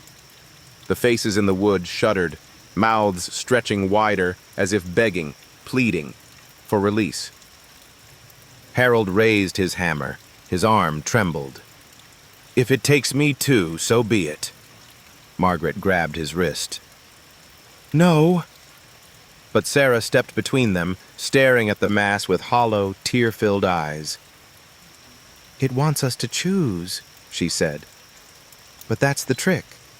If we choose one way, it grows. If we choose the other, it dies. But so do we. It's always been about choice. And that means the only way to beat it is not to play." The others stared at her, confused, terrified. Mercer staggered closer to the heart. His body cracked, splinters falling from his skin. His voice, when it came, was no longer layered. It was his own, weak and broken. She's right. I can feel it. The keeper doesn't care which way we turn, as long as we turn at all. If we stop choosing, if we stand together in defiance, maybe it starves. He placed his wooden hand against the mass. Nails jutted out, pressing into his palm. I can hold it back for a while, but you must decide. Not alone. All of you. Together. The survivors stood trembling, torches flickering in their hands. Burn it and risk killing what remained of their families. Leave it and risk feeding it forever, or take Sarah's path. Deny the choice, deny the silence itself. Margaret held her daughter's hand, squeezing until her knuckles went white. And then, for the first time in decades, the people of Hollowbrook spoke as one. No more. The cavern groaned. The knocking faltered. Faces in the wood shivered, eyes rolling back, mouths closing into silence. The heart quivered violently, as if starving for something it had always been promised. And Mercer, half man, half house, screamed as nails drove deeper into his skin. The breaking of nails. May 2nd, 1988. Hollowbrook's fate balanced on the edge of silence. The cavern shook like a living beast as the survivors whispered in unison, "No more." The heart of the keeper quivered, its surface rippling with the nailed-in faces of the lost. For the first time since the farmhouse was built, the silence cracked, not shattered, but strained like glass under too much weight. The knocks that had haunted Hollowbrook faltered, once steady, now uneven. Weak. Knock. Knock. Knock. The rhythm was breaking. Mercer dropped to his knees, splinters spilling from his body like blood. His chest hammered against itself, as though the nails inside were trying to burst free. His voice came out ragged, human for only a moment. Hold fast. Don't give it back your fear. Don't choose. Sarah clutched her notebook against her chest, trembling but steady. Her small voice rose into the echoing dark. It's always fed on us picking sides, on sacrifice, on blame. If we starve it, it dies. We all have to hold. But the heart fought back. Faces writhed in the wood, their jaws stretching impossibly wide, releasing muffled shrieks that had never been heard before. Arms ripped free from the mass, clawing at the air, pulling at the survivors. Nails shot from the walls like arrows, whistling through the air. One struck Harold Timmons in the shoulder. He fell, screaming, but did not let go of his lantern. Another pierced Margaret's coat, pinning her to the wall. She tore free, blood staining the hem, refusing to move from Sarah's side. The keeper was starving, and starvation made it furious. Then the cavern began to collapse. Timbers cracked, stone split. The spiral stairs above buckled and fell away, sealing them in. Lantern light flickered as dust rained down. Sarah dropped her notebook, pages scattering across the floor. On every one was the same picture. The farmhouse, split down the middle, hollow and empty. "This is it," she whispered. "It dies now. Or we do." Mercer staggered forward, every movement like splinters tearing muscle. He pressed his body against the heart, his arms sinking into the wood as though the house were reclaiming him. "Take me!" he screamed. "Not them! Not anymore!" The heart shuddered violently, nails twisting into his flesh, pulling him deeper. His face began to merge with the others, mouth open in a silent scream, but his last words came free, echoing through the cavern. "Break the nails!" Harold rose, blood dripping down his arm, and raised his hammer. With Margaret and the others, they swung, not at the faces, not at the wood, but at the nails themselves. One by one they shattered. Iron heads snapped, shafts cracked. Each broken nail sent a shriek through the cavern as another face sank into dust. The heart convulsed, weakening, its rhythm stuttering. Knock, Nah. And then, silence. The cavern collapsed fully, the survivors dragged upward by a wind that seemed to pull them out rather than bury them. They spilled into the farmhouse above as the ground split, the house tearing down the middle like a rotten carcass. Where the heart once pulsed, there was only a hollow pit. No sound, no knocking, just silence. True silence. When the dust cleared, Mercer was gone. Only splinters remained where he had stood, driven deep into the dirt, like the memory of nails long rusted away. For the first time in nearly a century, Hollowbrook slept without the sound of knocking. But Margaret could not rest. She found Sarah's notebook in the rubble. The last page had filled itself, though Sarah swore she had not drawn it. It showed Hollowbrook standing empty, houses abandoned, weeds growing in the streets. And beneath the earth, far deeper than the heart they had destroyed, something darker still waited. Not gone, not dead, only sleeping. Ashes of Hollowbrook, May 10th, 1988. 1 week after the breaking of the nails, Hollowbrook was no longer a town. It was a graveyard of echoes. The farmhouse was gone. Its shell had collapsed inward, sinking into the hollow pit where the keeper's heart had once pulsed. The earth around it was scorched and split, a wound that refused to close. The survivors, barely a dozen, wandered the streets of Hollowbrook as if waking from a long fever. The air was still. No whispers, no knocks, only the heavy weight of silence, deeper than any they had known before.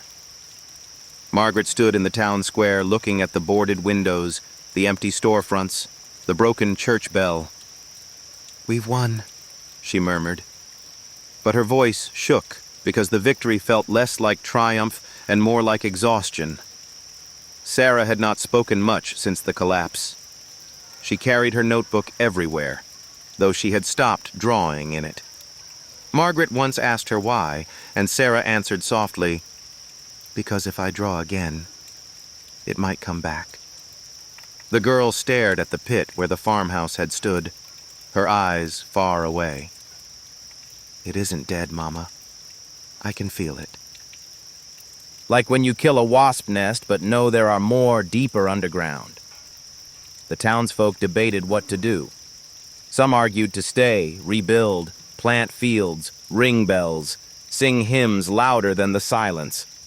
Others whispered of leaving forever, scattering across the country, never speaking the word Hollowbrook again. But wherever they looked, reminders lingered. Houses with nails rusting through the walls, doors that seemed too heavy, floorboards that creaked even when no one walked them. And though the keeper's heart was gone, dreams had begun. The first dream came to Harold Timmons. He saw Mercer standing in the square, half man, half house, splinters jutting from his shoulders. The sheriff raised a hand and whispered, "Not finished." The next dream came to Margaret. She saw Sarah walking alone into the pit where the farmhouse had been. When she called out, Sarah turned, but her face was not her own. It was wood, nailed at the edges, hollow eyes staring. The others confessed the same. Visions of doors opening where none should be, windows glowing faintly red in the night. The keeper was gone, but its shadow lingered. On May 14th, Margaret called a meeting in the church basement. Fewer than 12 souls sat around the long table. She looked at them and said, "We need to decide. Do we bury Hollowbrook, or do we live with its silence?" Sarah's small voice cut through the heavy air. "It will wake again. Not here. Somewhere else. Unless someone keeps watch." Her words carried the weight of prophecy. For Hollowbrook had always had a keeper. And perhaps, she suggested, it always would. That night, Margaret found Sarah asleep at the table, her notebook open to a fresh page.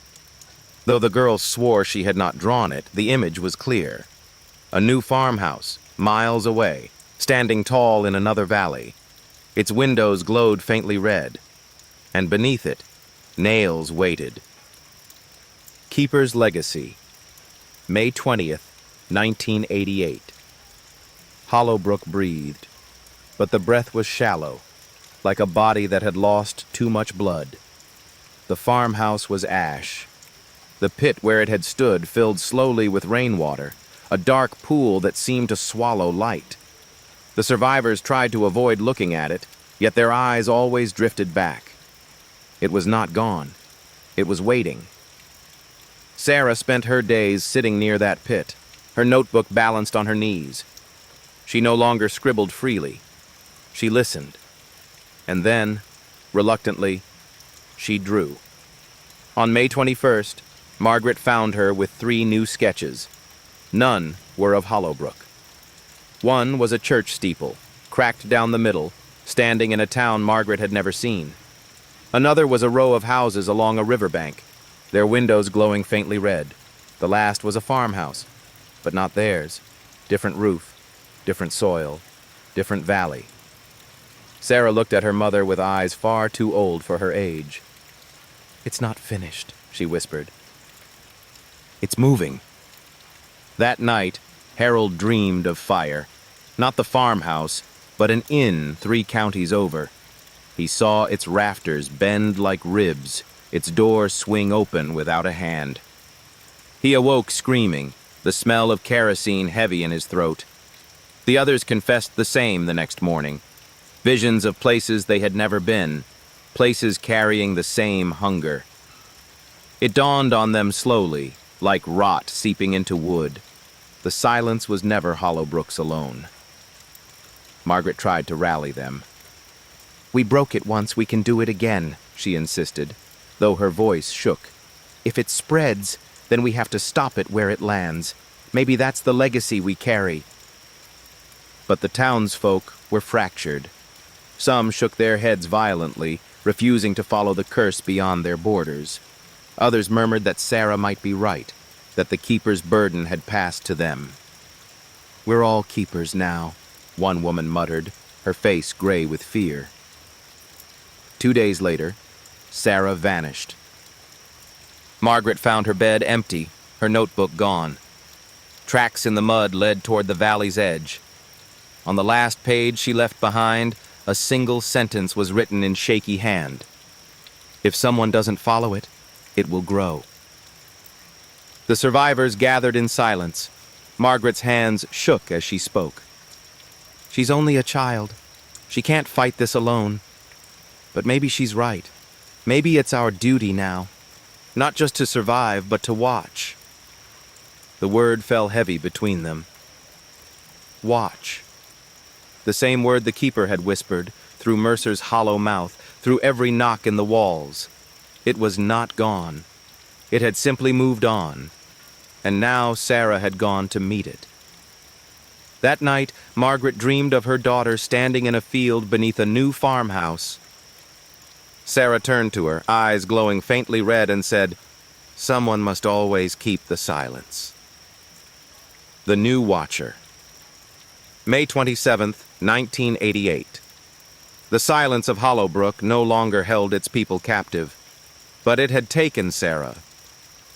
Margaret left before dawn, a small bag slung across her shoulder, a lantern in her hand. She didn't say goodbye to the other survivors. She only left a note on the church table. "If I don't return, bury Hollowbrook. Burn what you must, but don't follow me." The road east out of town was cracked and narrow, lined with trees that leaned too close. Margaret half expected the forest to fold back on itself, trapping her as it had during the Exodus. But the woods let her pass. It was not Hollowbrook's silence she was walking into. It was something else. She followed the tracks for nearly 10 miles before they vanished at the edge of a meadow. The grass was pressed flat, as though a great weight had rested there. And in the center lay Sarah's notebook. The latest drawing chilled her blood. It showed Sarah herself, standing beneath a strange farmhouse with a peaked roof and sagging porch. Behind her, faint shadows pressed against the windows, their hands reaching out. Beneath the drawing, written in Sarah's small hand, were 3 words: "I'm not alone." Margaret pressed on. She passed through towns she hadn't visited in years, each one carrying a faint wrongness. In one, a church bell swung without hands. In another, a row of houses had all their windows open wide, curtains fluttering though no wind blew. And everywhere, she heard it faintly, just faintly, like a memory trying to claw its way back. Knock. Knock. On June 1st, she found the farmhouse. It stood on a rise above a river, its porch sagging, its windows black as coal. Locals whispered it had been abandoned since a family vanished the winter before. But children dared each other to walk past at night, and everyone swore they heard the same thing: the sound of nails hammering from inside. Margaret approached at dusk. Her lantern glowed weakly, swallowed by the thick air. On the porch, a small figure stood waiting. Sarah. Her daughter's eyes were wide, her face pale. She clutched her notebook in one hand, the other resting on the doorframe of the farmhouse. "You came," Sarah whispered. Margaret rushed forward, wrapping her arms around her. But Sarah stood stiff, her voice low and steady. "I told you, Mama. Someone has to keep the silence. It chose me." Behind her, the door creaked open. A low, hollow breath drifted out, smelling of dust and iron. The faint glow of red pulsed within, just as it had in Hollowbrook.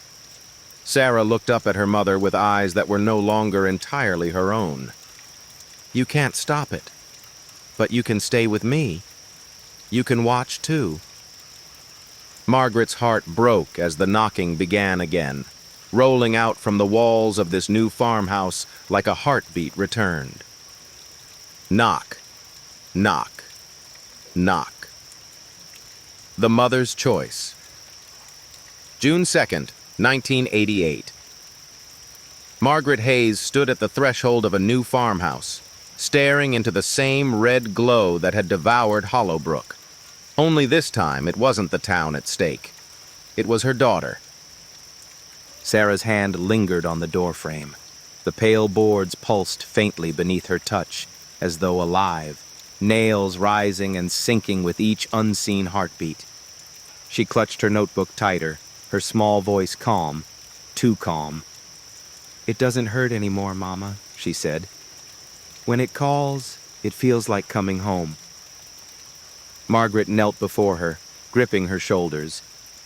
"It's not home, Sarah. It's a coffin. It eats people. It used Mercer. It will use you." But Sarah only tilted her head, her gaze steady. "Mercer was weak. He fought it. I don't have to fight. I can keep it quiet. For everyone else. Isn't that what you wanted?" The door groaned wider, spilling dim red light across the porch. Margaret felt it seeping into her bones, a whisper curling in her ears. "One must always watch. One must always keep." Her stomach churned. She heard the voices of the lost, the townsfolk nailed into the root, Mercer's hollow cry, the hammer of Pastor Elwood, all begging, all warning. And beneath it all, another whisper. Join her. Keep her safe. Be keeper together. Margaret's mind fractured between two impossible choices. Drag Sarah away. Tear her from the doorway. Burn the house. Risk the silence spilling out uncontrolled. Save her child, but risk the curse finding another vessel. Step inside. Accept the silence. Become watcher with Sarah. Share the burden. Carry it together, for however long it would last. The knocking began again, louder than before. The porch shook beneath them. Knock, knock, knock. Sarah's hand slipped into Margaret's. Her skin was cold. Her eyes gleamed faint red. "Mama," she whispered, "please, Don't leave me alone. Margaret's breath caught. Her heart screamed one truth while the silence whispered another. She took a single step forward. The farmhouse swallowed them in red. The door slammed shut. Weeks later, travelers passing the valley swore they saw faint lantern light glowing from the windows of the farmhouse, long after midnight. Sometimes they heard 2 sets of footsteps pacing the floor. Sometimes the sound of pages turning, and always, always the same steady rhythm. Knock, knock, knock. The 2 watchers. June 5th, 1988. The farmhouse on the river no longer stood empty. It had 2 watchers now. The air inside was thick with dust, though the house had not been lived in for years. The floorboards groaned under every step, but the groan was not wood. It was breath. Margaret and Sarah lit no lantern.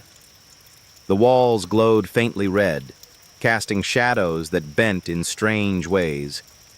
The silence was not absence. It was weight. It pressed against their ears, filled their lungs, seeped into their marrow. Sarah seemed untroubled. She sat cross-legged in the center of the parlor, notebook open, drawing in the dim light. Margaret hovered nearby, torn between pulling her daughter into her arms and tearing the notebook from her hands. "What are you drawing?" she asked. Sarah looked up, her eyes faintly rimmed in red. You, me, us. Margaret glanced at the page. 2 figures stood in the farmhouse doorway, their outlines blurred into the walls. Their hands were clasped. Their faces were gone. Days blurred. Margaret tried to mark time with scratches on the mantel, but the wood healed overnight, closing over the marks as though swallowing them whole. Nights came without warning. The sun set and rose, but in the farmhouse the red glow never dimmed. They heard things. Not voices exactly. Echoes. Memories nailed into the beams. Sometimes it was Mercer whispering, "Hold the silence." Sometimes it was June Bamber's hymns.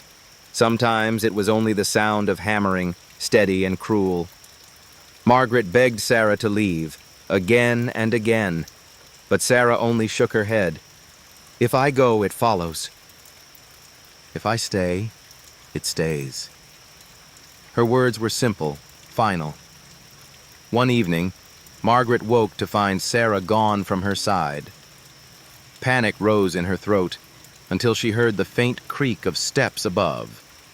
She climbed the narrow staircase to the 2nd floor, where the air grew hot and close. Sarah stood in a small bedroom, staring at the wall.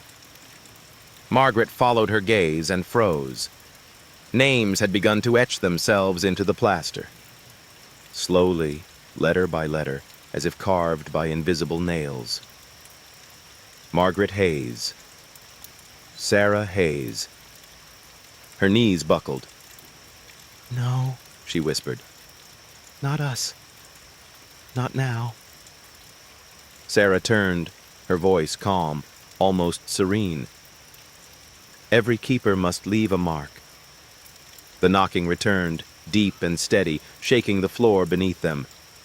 Not in hunger this time, but in recognition. Knock. Knock. Knock. The silence was satisfied. It had found what it needed. Not one keeper, 2. Margaret clutched her daughter's hand, tears streaming down her face. "If I have to stay, I'll stay. But I'll never let it take you." Sarah squeezed back, small and steady. It already has, Mama. That's why you came. From that night on, travelers who passed the farmhouse swore they saw 2 silhouettes in the upstairs window, a woman and a girl, always together, always watching, and the knocking never ceased. The House That Breathes. June 12th, 1988. The farmhouse on the river no longer resembled a home. It had begun to breathe. Margaret woke in the middle of the night to a sound she could not place. At first, she thought it was Sarah's soft breathing beside her, but no, it was deeper, slower. It seemed to roll through the walls, a slow exhale that made the curtains stir though no window was open. She sat upright, her hand pressed to her chest. The entire house inhaled. The timbers stretched. The floorboards swelled under her feet. The ceiling bowed faintly. Then, with a long, low creak, the house exhaled, sending a damp gust across her face. Sarah stirred but did not wake. Her notebook slipped from her lap, pages fluttering to reveal fresh drawings, lungs shaped like rafters, a rib cage made of beams, a heart glowing behind shuttered windows. Margaret whispered, "It's alive." In the days that followed, the change worsened. The walls sweated with condensation, dripping like fevered skin. Doors opened and closed without touch, but always in rhythm with the breathing. The red glow no longer stayed confined to the parlor. It pulsed faintly through the upstairs windows, staining the grass outside in blood-colored light. Sarah seemed calm, almost comforted. She would rest her hand on the walls, as though feeling for a pulse. Sometimes she murmured to it. Sometimes it murmured back, too low for Margaret to understand. "It listens to me," Sarah said one morning. "And I listen to it. That's what watchers do." Margaret tried to pull her away. "You're listening to rot, child." To hunger. But Sarah only smiled faintly, her eyes rimmed red. Even hunger can be quiet, if you feed it slowly. At night, Margaret began to dream of Hollowbrook again. But it was not the town she had left. In her dreams, Hollowbrook had lungs. Its streets rose and fell with each inhale. Its church bell swung in time with each exhale. The townsfolk still stood there, but their mouths were gone, nailed shut. Their silence was not fear anymore. It was obedience. When she woke, her breath always matched the house. In, out, in, out. She could not escape its rhythm. Travelers began to whisper of the farmhouse. A fisherman swore he saw the windows fogging, as though breath pressed against them from inside. A pair of drifters told a story of walking past and hearing two voices chanting in unison, mother and child, though no words could be made out. Only cadence. And late one night, a passing wagoner claimed the house itself exhaled mist across the river, a red fog that clung to the water until dawn. Margaret tried to fight. She scratched prayers into the walls, but by morning they had closed over. She smashed a mirror, only for the shards to quiver and slide back into place. She lit a fire in the hearth, but the flames sputtered, bent backward, and went out as though the house itself sucked them into its lungs. Exhausted, she turned to Sarah. "You're mine," she whispered fiercely. "Not its. Not ever." Sarah tilted her head, her voice soft, almost pitying. "I'm both, Mama. I'm yours, and I'm its. That's why it chose me." The knocking had returned, but different now. Not desperate, not hungry. Steady, rhythmic. Knock. Inhale. Knock. Exhale. It was not a demand anymore. It was a heartbeat. And Margaret knew the truth that chilled her more than anything before. The keeper was no longer a parasite clinging to wood and nails. And it had become the house itself, and she was trapped inside its body. The Red Fog. June 20th, 1988. The farmhouse no longer held its silence inside. It began to exhale it into the world. The river mist was the first sign. Fishermen at dawn swore the fog clung too close to the water, thick and red-tinted in the morning light. It carried no smell, no warmth, but those who breathed it in spoke of strange things, memories that weren't their own, the sound of nails hammering in empty air, and the weight of someone watching from just beyond sight. The fog always rolled outward from the farmhouse. By nightfall, it drifted across the fields, curling around fence posts and sinking into the earth. By morning, it was gone. But wherever it touched, silence lingered. Birds no longer sang, dogs no longer barked. Even the wind seemed to forget how to stir. Margaret watched from the upstairs window, her breath fogging the glass. "It's spreading," she whispered. "It's not content with us anymore." Sarah sat at her feet, sketching in her notebook. She did not look up. "It has to breathe, Mama. Everything alive breathes." Margaret gripped the sill until her knuckles went white. Breathing is one thing, feeding is another. The fog seeped into dreams. A farmer 2 miles downstream dreamt his barn walls were bending inward, the nails dripping red like wax. A woman in the next town woke screaming after seeing her dead brother, standing outside her window, knocking 3 times on the glass. Even those who had never set foot near the farmhouse felt its touch. The silence was moving outward. Margaret tried to resist. She nailed the shutters closed, but the fog seeped through cracks. She stuffed rags under the doors, but they grew damp, as though soaked in unseen breath. She tried to wake Sarah before the fog came, to take her outside, away, but Sarah only shook her head. "You don't understand," Sarah whispered.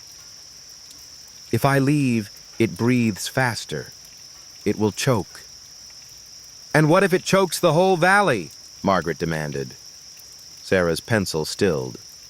She did not answer. On June 23rd, the fog reached the churchyard in the nearby town of Blackthorn. The vicar rang the bell to ward it off, but by morning the bell rope was frayed, and the bell itself had cracked down the middle. The sound never came again. 3 children who had played in the fog the night before were found sitting silently in their homes, their mouths closed, their eyes distant. When asked what they'd seen, they all whispered the same words. "The watchers are breathing for us now." Margaret begged Sarah to stop drawing, to put the notebook away, but Sarah only shook her head. "It shows me what's coming," she said. "If I don't draw, I can't keep it slow. You don't want it to hurry, Mama." Margaret snatched the book from her hands, desperate to end the cycle. She flipped through the pages and froze. Every page was the same sketch now. The farmhouse, its windows glowing red, the fog spilling out in waves. And in each drawing, the house looked less like wood and more like a body. Ribcage walls, lung-like rafters, eyes where windows should be. On the last page, 2 figures stood in the doorway, hands clasped. Herself and Sarah, both smiling, both hollow. That night, the fog rolled further than ever before, reaching as far as Hollowbrook's empty square.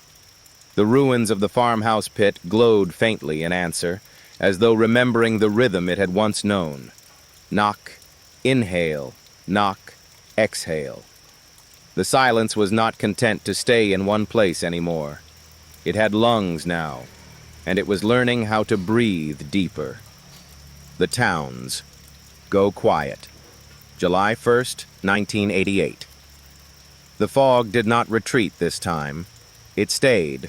Blackthorn was the first to change. Once a noisy little parish with its market days, gossiping neighbors, and hymn-singing evenings, it now lay silent as a grave. The baker stopped calling out his prices. The children no longer laughed in the lanes. Even the dogs padded through the streets with mouths shut tight, ears pricked, as if listening for something else. The silence wasn't absence, it was imitation. They were breathing with the house. Margaret felt it the moment she set foot beyond the farmhouse porch. The entire valley inhaled when the house inhaled, and when the exhale came, the fog rolled thicker, drifting toward the next town. She staggered back inside, trembling. "It's not just feeding," she whispered to Sarah. "It's teaching them." Sarah looked up from her notebook, eyes glowing faintly in the red light. "Maybe that's better. If they breathe with it, it won't hurt them." Margaret's voice cracked. That's not living, Sarah. That's dying slow. Rumors spread like rot. A peddler who passed through Blackthorn swore he saw people standing in the street at dusk, perfectly still, facing the east, as though waiting for a signal. A farmer's wife from Bramblewood claimed her husband had not spoken in days, but every night she heard him knocking on the bed frame, 3 times, steady in his sleep. The newspapers called it a quarantine illness. The church called it demonic silence. But those who had heard the knocks before knew the truth. The keeper was breathing through them. Margaret tried to rally the survivors who remained in Hollowbrook. She went door to door, lantern in hand, voice shaking as she spoke. We can't let it spread. We must burn it, bury it, collapse it before it fills the valley. But the faces that stared back were already hollow, their eyes distant. Some nodded, but none followed. One woman whispered, "It's easier now. No hunger, no grief, just quiet." Margaret left shaking, clutching her lantern like a weapon. That night she confronted Sarah. "This isn't keeping it slow," Margaret said, snatching the notebook from her daughter's hands. "This is helping it grow." Sarah met her gaze calmly, almost sorrowfully. "It's too late, Mama. You don't fight breath. You don't fight lungs. You just breathe with them." Margaret's fury cracked. "And what happens when it breathes too deep, Sarah? What happens when it exhales beyond the valley? Do we let it smother the world?" Sarah looked away. She didn't answer. On July 7th, the fog reached Bramblewood. By dawn, its church bell was silent, its market square empty, its doors nailed shut from the inside. Witnesses who passed through swore they saw shadows moving in every window, but no voices ever came. And still, the farmhouse breathed. Knock, inhale, knock, exhale. Margaret wept into her hands. She had traded one horror for another. By stepping into the house to save Sarah, she had only given the silence lungs wide enough to swallow the town's whole, and the keeper was not done breathing yet. Margaret's Revolt. July 14th, 1988. Margaret Hayes realized she was no longer a watcher. She was a prisoner. The farmhouse inhaled. The walls swelled outward like lungs. Margaret could feel the draft tugging her breath from her body. She resisted, pressing her lips shut until her chest ached. But then Sarah's soft voice pierced the red haze. "Breathe with it, Mama. Don't fight." Margaret turned on her daughter, rage and terror colliding in her chest. Sarah's eyes glowed faintly in the crimson light, her small hands pressed flat against the boards as though comforting them. Margaret saw it then. Sarah was no longer resisting at all. She was synchronizing. Her chest rose and fell with the rhythm. She was part of the silence now. Margaret's tears burned as she whispered, "You're not mine anymore, are you?" Sarah blinked slowly, tilting her head, and said nothing. That night, Margaret crept into the kitchen where the red glow was weakest.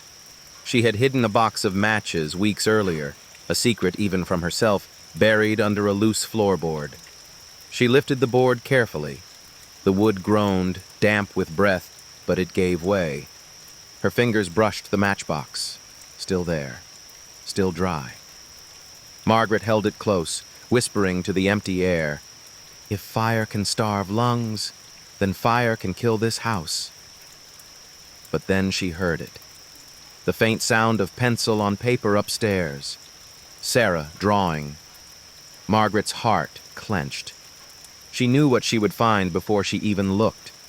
Sarah's notebook lay open on the desk, and on the page was Margaret herself, standing in the kitchen, holding the matchbox, her face streaked with tears. The drawing was exact, down to the smudge on Margaret's sleeve. And beneath the sketch, in Sarah's small handwriting, was a single sentence. "If you burn it, you burn me too." Margaret staggered back, clutching the notebook. No, you don't know that. Sarah lifted her head, her voice calm, almost resigned. I do. We're both watchers now. We breathe with it. If the house dies, we die. Margaret shook her head violently. Then I'll burn with it. I don't care. I won't let this fog take another town. Sarah's face softened, and for a moment Margaret saw her daughter again. Not the watcher, not the hollow-eyed child bound to nails and silence, but her Sarah. Then at least hold my hand when you do it, the girl whispered. For the next 3 days, Margaret planned in secret. She gathered kerosene from the barn, scraps of cloth for torches, and stored them under the porch. Every step made her feel like she was burying her own heart. At night she lay awake, staring at Sarah's small frame curled beside her, hearing the girl's breathing match the house's rhythm. Knock, inhale, knock, exhale. Her revolt was set. But the choice would break her in two: save the valley by killing the house, or save Sarah by letting the silence spread. On July 17th, Margaret struck her first match. The flame hissed to life, small, defiant against the red glow. For a moment, she thought she heard the house falter, the rhythm stuttering like a skipped heartbeat. But then Sarah screamed. The boards swelled, nails rattling loose, and the match blew out in a rush of hot, damp breath. The house had caught her. It knew. And Margaret realized she could not win with fire alone.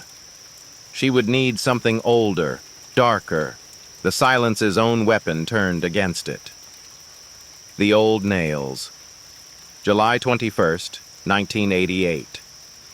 Margaret Hayes no longer believed fire would be enough. To kill something that lived in silence, she would need silence itself. The farmhouse pulsed around her, its breathing steady, its fog reaching further each night. Sarah lingered by the walls, her hand always resting against the boards, listening as though the house whispered directly into her bones.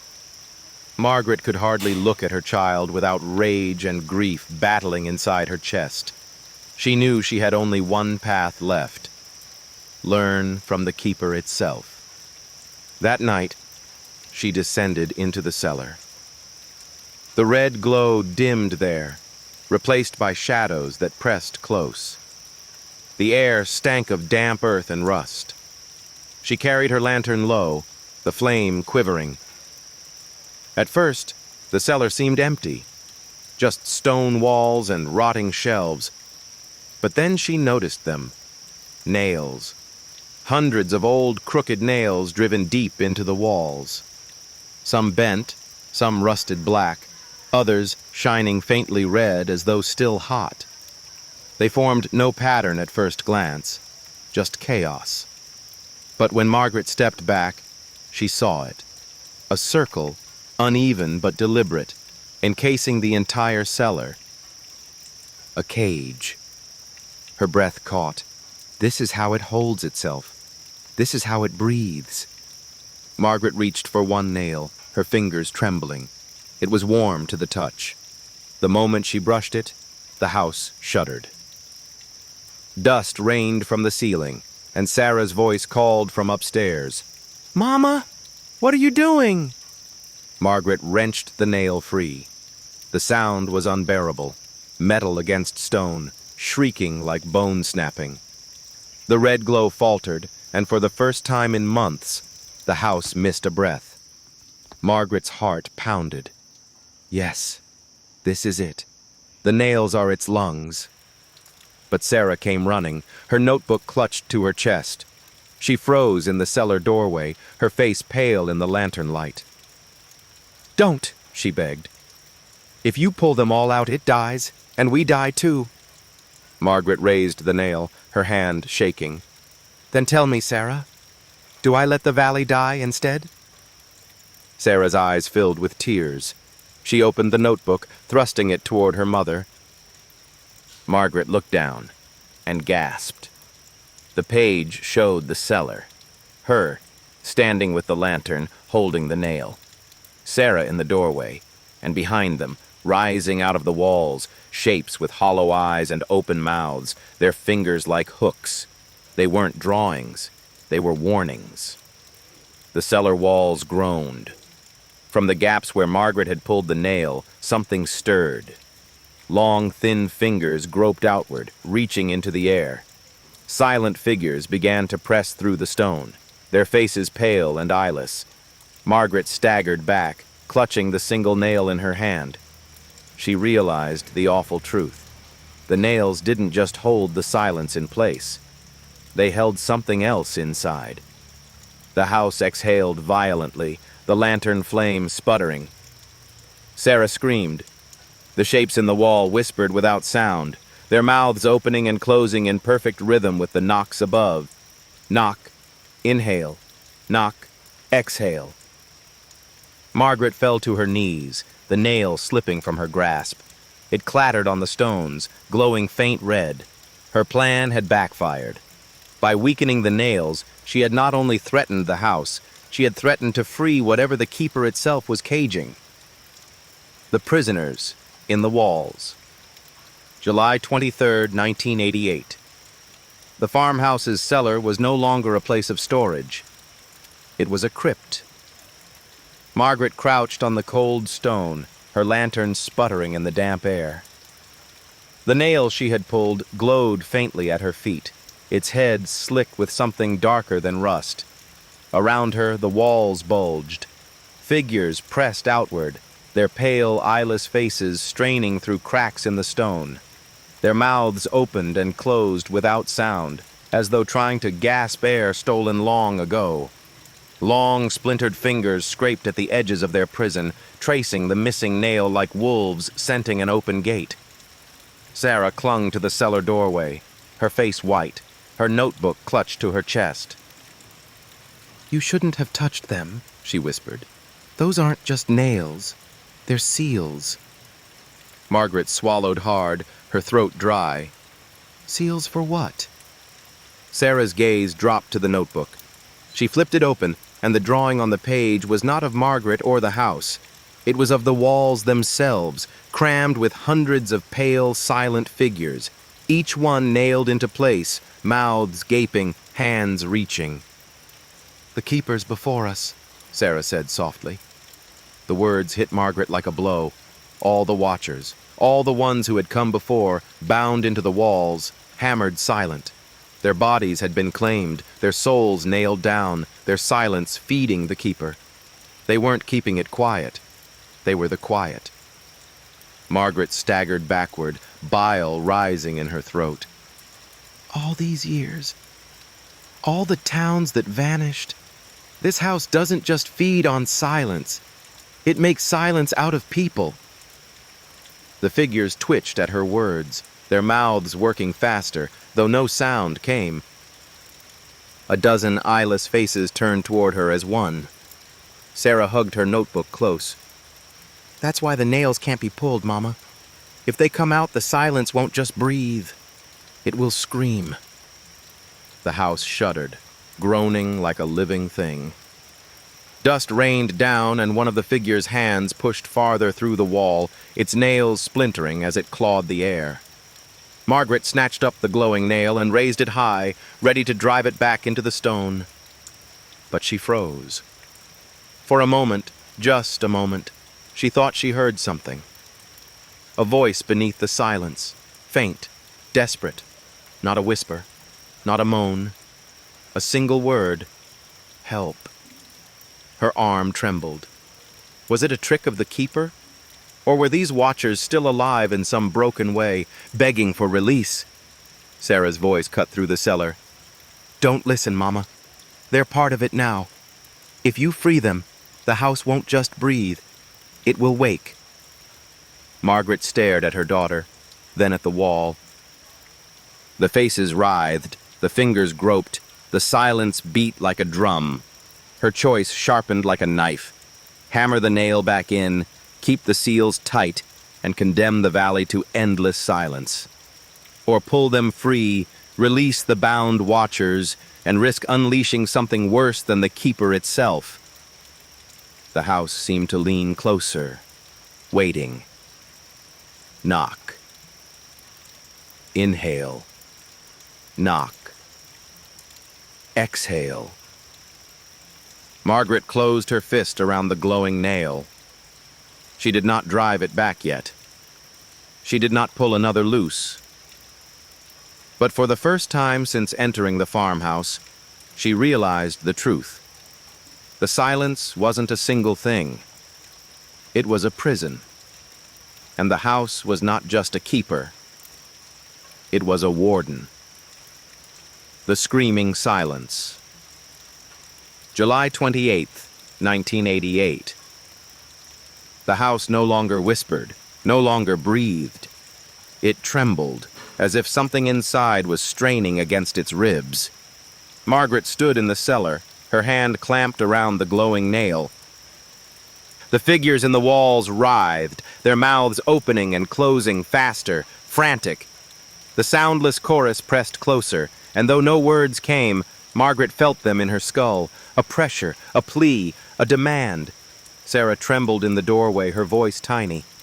"If you free them, Mama, it won't be quiet anymore. It will never be quiet again." Margaret's hand shook. Sweat streaked her face. "And if I don't, Sarah, then the house keeps breathing, and the towns keep falling into silence until nothing is left." The cellar groaned. The floor buckled beneath her feet. Dust fell like ash. The keeper's rhythm faltered. For the first time since Hollowbrook burned, the knock was broken. Knock. Inhale. Knock. X. And then a third. Knock. The silence cracked. It didn't shatter all at once. It screamed. Not sound. Not voice. A scream that tore into bone and marrow.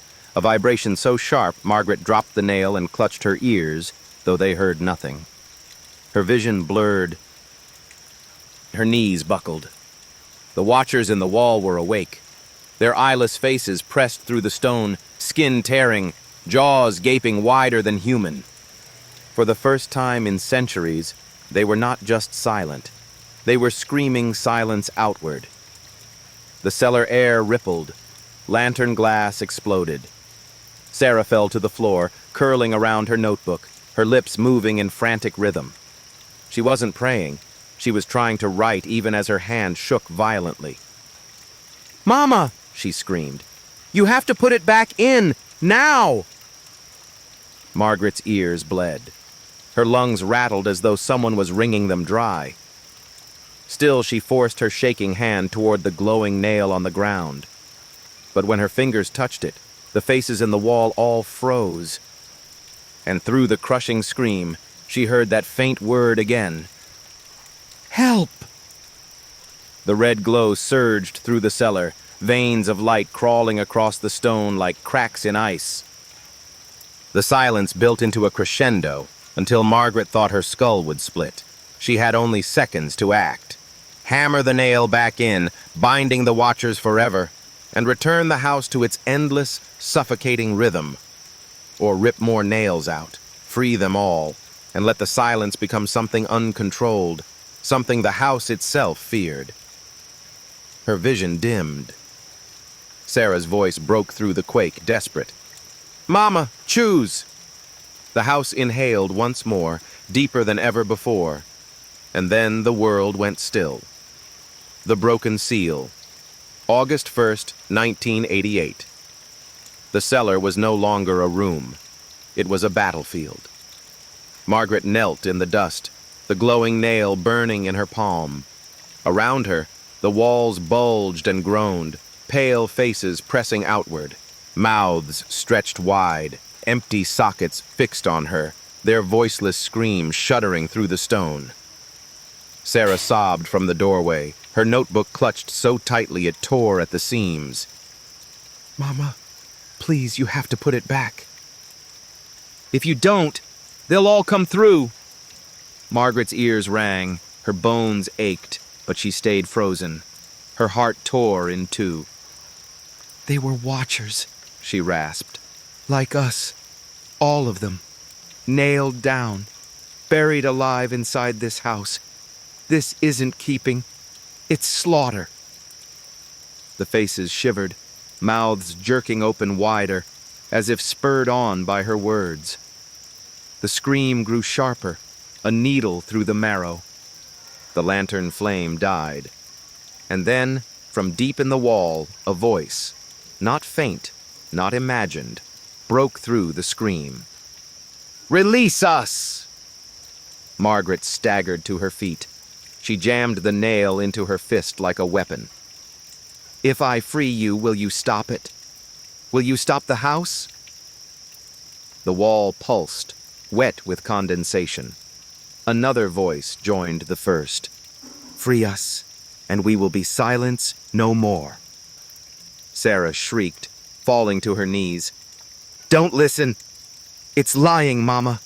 They all lie." She shoved her notebook toward her mother. The page showed Margaret again, but this time the drawing was split down the middle. On one side, Margaret hammered the nail back, the walls calm, Sarah alive, but the red glow swallowing every town for miles. On the other, Margaret ripped the nails free, the walls split open, faceless figures pouring out like a flood, and the valley torn apart in their wake. Margaret's stomach lurched. Two endings, both ruin. The house inhaled again. The air was sucked out of Margaret's lungs so violently she collapsed forward, her face inches from the wall. One pale hand slid through the stone, fingers cracked, nails broken. It brushed her cheek gently, like a child pleading. She closed her eyes, tears spilling. I can't, damn them to this forever." Her arm swung. She tore out another nail. The effect was instant. The wall split with a crack like thunder. Red light burst outward, searing Margaret's eyes. The figures screamed without sound and surged forward, their mouths stretching wider until their faces tore open. The cellar shook, stones cracking, the air vibrating until Margaret's teeth rattled in her skull. Sarah screamed, reaching for her mother. "Mama, stop! You'll unseal all of them!" But Margaret kept pulling. One nail, then another, each shriek of metal peeling the silence wider, the watchers pushing harder. With each one she freed, more of the cellar wall fell away, and she saw what lay beneath. Not just bodies, not just faces, an ocean of them, stretching back endlessly, layer upon layer of watchers nailed into place, bound in the keeper's ribs for centuries. And they were all waking. The house exhaled. The red fog burst through the cracks, flooding the cellar, pouring up the stairs. Margaret staggered, coughing, blinded. Sarah's notebook fell from her hands, pages fluttering open. Margaret glimpsed one last drawing before the red swallowed it whole. The farmhouse split apart, nailed ribs cracking, and from within, the watchers spilling into the valley like a tide. Her revolt was no longer a question. She had broken the seal, and the keeper was no longer just breathing. It was birthing. The birth of silence. August 5th, 1988. Hollowbrook Valley no longer slept. It labored. The farmhouse split open. The cellar groaned, its stones cracking, its beams snapping like bones. Red fog surged outward, rolling over the fields, blotting out the stars. Margaret clutched Sarah against her chest as the walls collapsed around them. Figures poured from the fissures in the stone. Watchers, pale and eyeless, their bodies twisted but strong, mouths torn into unending screams that carried no sound. They crawled, staggered, then stood, as if learning to walk again after centuries nailed into walls. And then they began to move toward the stairs, toward the valley. Sarah wept into her mother's shoulder. "You've killed us all." Margaret shook her head violently, though her own tears blinded her. "No, I set them free. I had to." The house exhaled again, but this time the breath was not air. It was an army. By dawn, the red fog had spread across Hollowbrook's ruins. Travelers from Blackthorn, Bramblewood, and as far as Grafton Hill swore the valley was moving, an entire procession of figures walking in silence, their forms shifting between flesh and shadow. They passed through towns like mist, slipping beneath doors, crowding the streets. The people who saw them froze where they stood. When morning came, their mouths were nailed shut, not with iron, but with silence itself. Their eyes stared blankly, and when they opened their lips at last, only fog poured out. Whole towns fell in a night. Margaret and Sarah fled into the forest, stumbling through the fog. The silence followed, its rhythm broken, no longer neat, no longer a house's steady inhale and exhale. It was chaos now, screaming, breathing, wailing. Sarah pulled free of her mother's grip, clutching her notebook to her chest. Her face was pale, fevered, but her voice steady. "You don't understand, Mama. It was caged for a reason. We weren't keeping silence. We were keeping the scream. And now it's born." Margaret shook her head, her voice cracking. "Then we find a way to kill what we birthed. We still have a choice." Sarah's eyes glistened with tears. "No, we're only watchers. We don't get choices. We only see." She opened her notebook. The new page was blank, until the fog pressed close, and words scrawled themselves across it without her hand moving. The valley is first. The world is next. That night, on the far edge of the valley, farmers saw the procession. 100, maybe 1,000 pale figures, moving as one, silent mouths open. Behind them, the farmhouse burned, not with fire, but with red light. Its broken ribs glowed like embers, and at the head of the procession walked 2 figures, a woman clutching a child's hand. Their faces were indistinct, but their mouths were closed. Some swore it was Margaret and Sarah. Others swore it was silence itself, taking form. The procession, August 12, 1988. Hollowbrook Valley had no dawn, only the procession. They came in silence, pale figures moving as one across the fields and forests, through villages and farms. Their bodies swayed unnaturally, each step in rhythm, though no drum guided them. Their mouths gaped, their eyeless faces turned toward the sky as if listening to something above the clouds. The watchers no longer clung to walls. They no longer needed nails. They walked. Every town they passed fell quiet. Children who peeked from windows swore they saw their dead grandmothers among the ranks. Farmers whispered that the figures wore familiar clothes, faces half remembered, like neighbors long buried. And each night, the procession grew. Margaret and Sarah hid in the ruins of an abandoned mill on the valley's edge. Margaret barely slept, her ears ringing with phantom knocks. Sarah, however, drew ceaselessly, page after page, her hands blistered, eyes hollow. Every drawing was the same. The procession, stretching longer, reaching further, and at its head, the 2 figures. Margaret dared not ask which one was her. That evening, Margaret slipped into Bramblewood. The town was deserted, its market stalls overturned, fruit rotting in baskets, dogs lying dead in the street without a mark on them. At the church door, she froze. Inside, the pews were full. Every seat occupied by townsfolk, sitting upright, mouths open. Not dead, not alive, just waiting. When the procession passed through at dusk, the seated figures rose in unison and joined without hesitation. Margaret stumbled back into the alley, choking on bile. She whispered into the empty air, "It isn't taking them. They're choosing to follow." The thought was worse than death.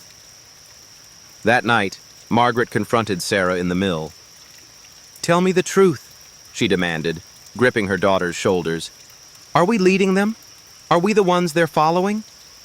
Sarah's eyes filled with tears, but she nodded. "Not just us, Mama. All of them. Every watcher that ever was. We're part of it now." Margaret shook her head violently. "No, I won't. I'll never march with them." Sarah's voice cracked. "You already are. Every time you breathe with it, every time you sleep and wake, you're in step. You just don't see it yet." Margaret shoved her away, horrified. But when she closed her eyes, she realized Sarah was right. Her dreams had been filled with marching feet, and each time she walked among them. On August 20th, the procession reached Grafton Hill. Bells tolled, the last act of defiance. The villagers lit torches, formed barricades, shouted prayers into the night. But when the watchers arrived, the torches went out, the bells cracked, and the shouts dwindled into silence. By morning, Grafton Hill was empty, its streets swept clean as if no one had ever lived there. The procession left no bodies, no ruin, just absence. And it kept moving. The last defiance. August 28th, 1988. The procession reached the high ridge where Hollowbrook Valley ended and the open country began. If it crossed, there would be no stopping it. Margaret stood on the ridge, lantern clutched in her hands, though she knew light meant nothing here. Below her, the fog rolled like a living sea. Pale figures drifted through it, endless, their steps in perfect rhythm. The ground seemed to pulse with their march. Sarah stood beside her, trembling, her notebook open. "You can't stop it, Mama. It isn't a line you can break." "It's a tide." Margaret's voice cracked. "Then I'll drown in it before I let it leave this valley." She had prepared for days. From barns and sheds she had gathered oil, salt, rope, iron. She remembered every superstition whispered in Hollowbrook, every prayer her grandmother had muttered by candlelight. At the ridge's peak, she drew a circle of salt and iron nails. In its center, she planted her lantern, its flame red against the fog. She cut her palm with a shard of glass and let her blood drip into the circle. "If silence is a mouth," she whispered, "then let this be the bite that closes it." Sarah cried out, reaching for her. "Mama, stop! You'll only feed it." Margaret ignored her. She began to chant, not words of power, but fragments of lullabies, psalms, folk songs, anything that had ever held noise against the night. Her cracked voice rose, trembling but unbroken. For the first time in months, sound, real sound, pierced the fog. The procession faltered. The watchers stilled mid-step, their eyeless faces tilted upward, mouths gaping wider as though startled. The fog recoiled slightly, shivering around the ridge. Margaret screamed louder, her voice ragged. "I am not your watcher! I am not your silence! You will go no further!" She hurled the lantern down the slope. It shattered, fire spilling across the fog.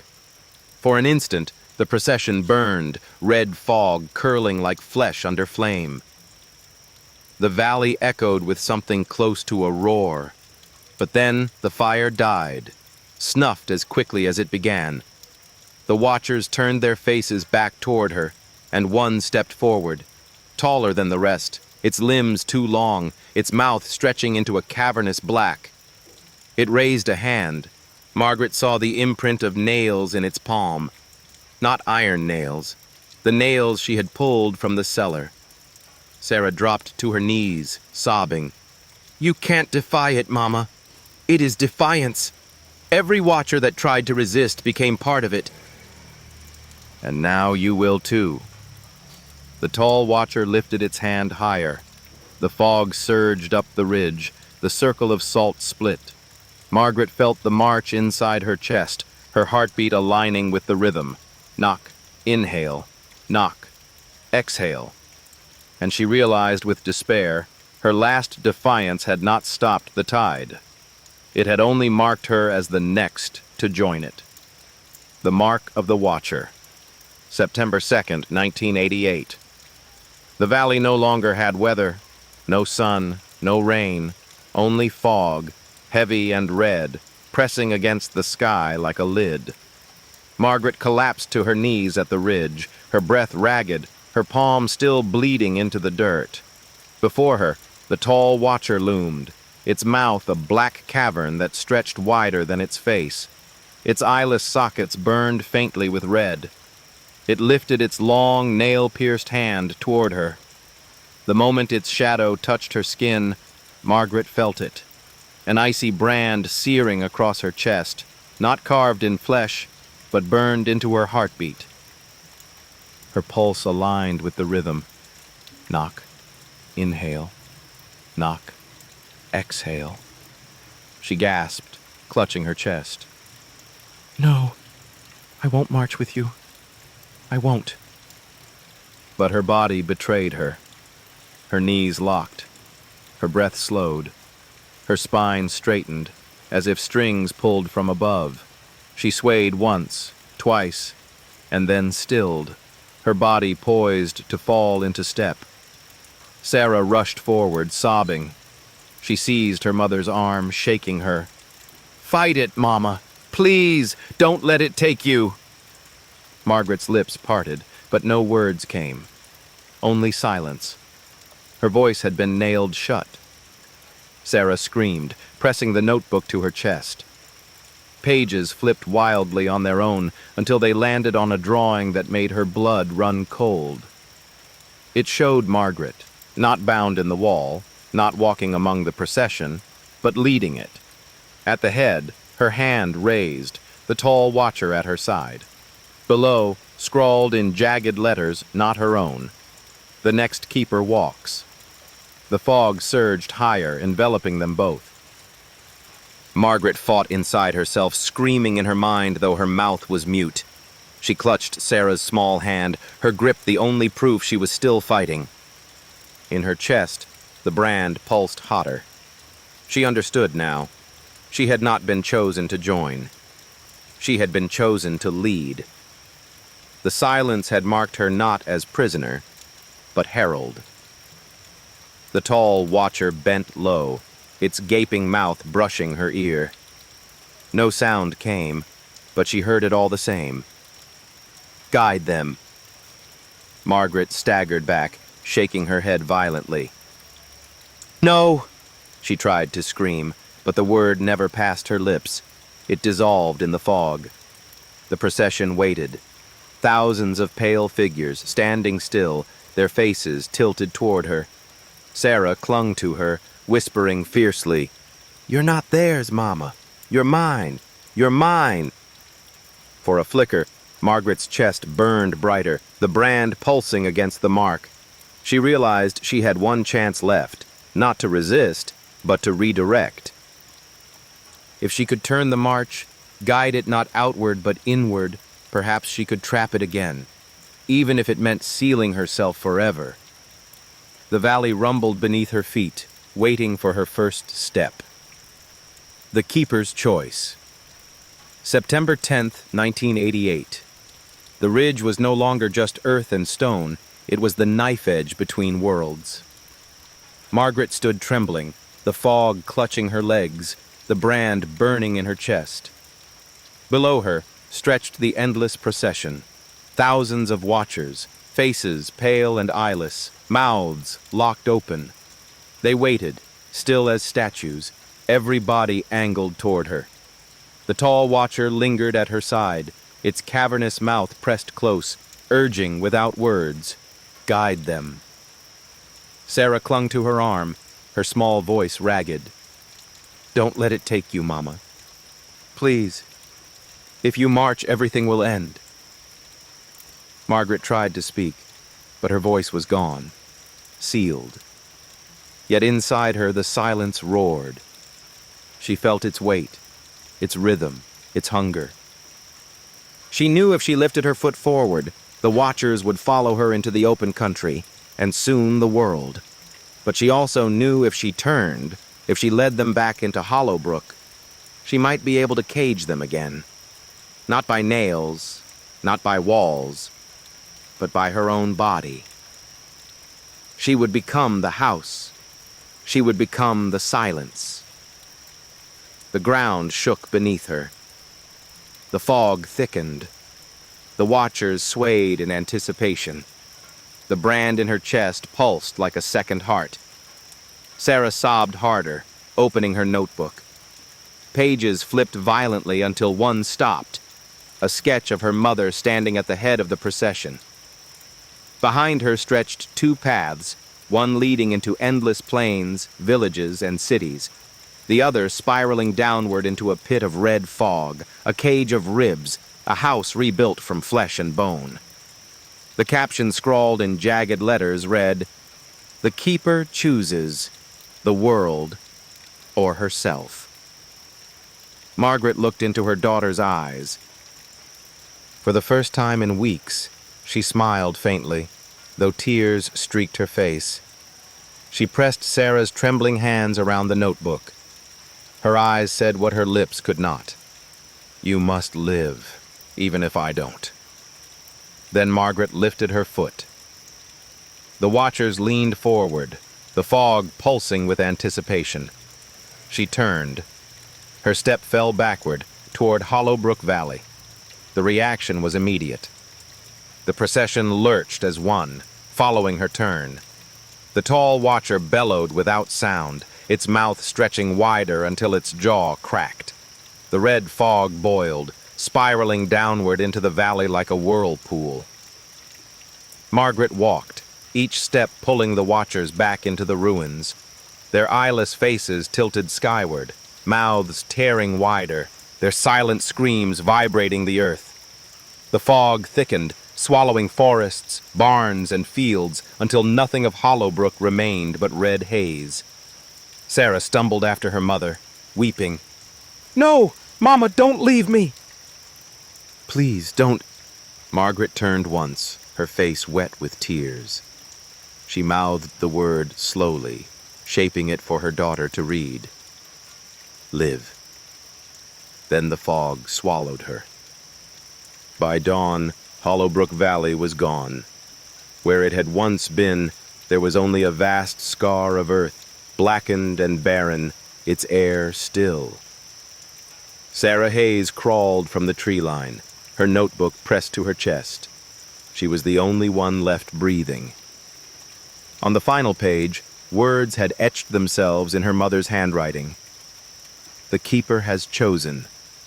The valley is sealed." The Keeper's Legacy. September 21st, 1988.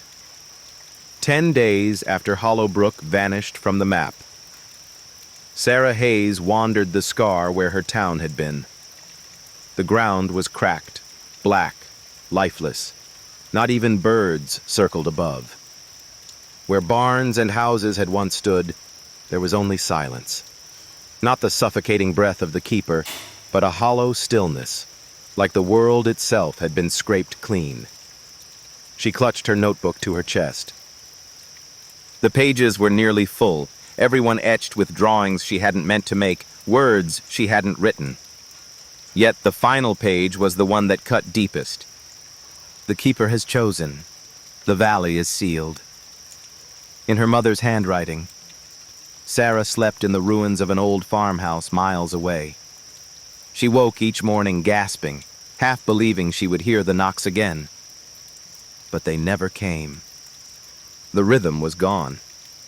What remained was worse.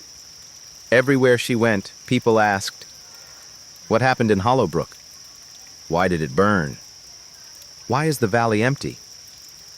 She said nothing. She couldn't. When she tried, the words dried on her tongue, as though silence itself still lingered in her blood. Instead, she would hand them her notebook, and they would stare at the jagged sketches, the words carved as if by another hand. They would hand it back quietly, their faces pale, unwilling to ask again. One night, Sarah dreamed of her mother. Margaret stood in the red fog, her face calm, her eyes dark and endless. She no longer looked like a woman. She looked like the valley itself, ribs of bone rising around her, nails pinning her shadow to the ground. But she smiled. "You lived," Margaret's voice whispered inside the dream. "So I can stay." Sarah woke sobbing, clutching the notebook so tightly its spine cracked. She wrote by candlelight, her hand moving without thought. "The silence is sealed in me too." By October, stories spread. Farmers whispered that when the wind blew across Hollowbrook's scar, they could hear faint knocking, like wood on stone. Travelers swore they saw a young girl walking the fields at dusk, clutching a book, followed by shadows that vanished when spoken to. Sarah became a myth before she grew tall enough to leave childhood. They called her the keeper's daughter. Some believed she carried her mother's curse. Others believed she was the last thread holding the silence at bay. She never corrected them, because both were true. 30 years later, the scar of Hollowbrook remained untouched. No grass grew, no house stood. At its edge lived a woman with white in her hair, a worn notebook always near her hand. She walked the ridge every evening, staring into the barren expanse, listening for the rhythm she prayed she would never hear again. Some nights, travelers swore they saw her lift her hand, as though waving to someone in the fog, and for a moment, the wind would fall silent, like the valley was breathing, like the keeper had never left. Epilogue: The Keeper's Daughter. The scar of Hollowbrook never healed. Seasons passed, decades turned, yet no grass grew, no bird landed, no rain lingered. The valley remained black and barren, as though the earth itself had been cauterized by silence. Sarah Hayes lived at its edge.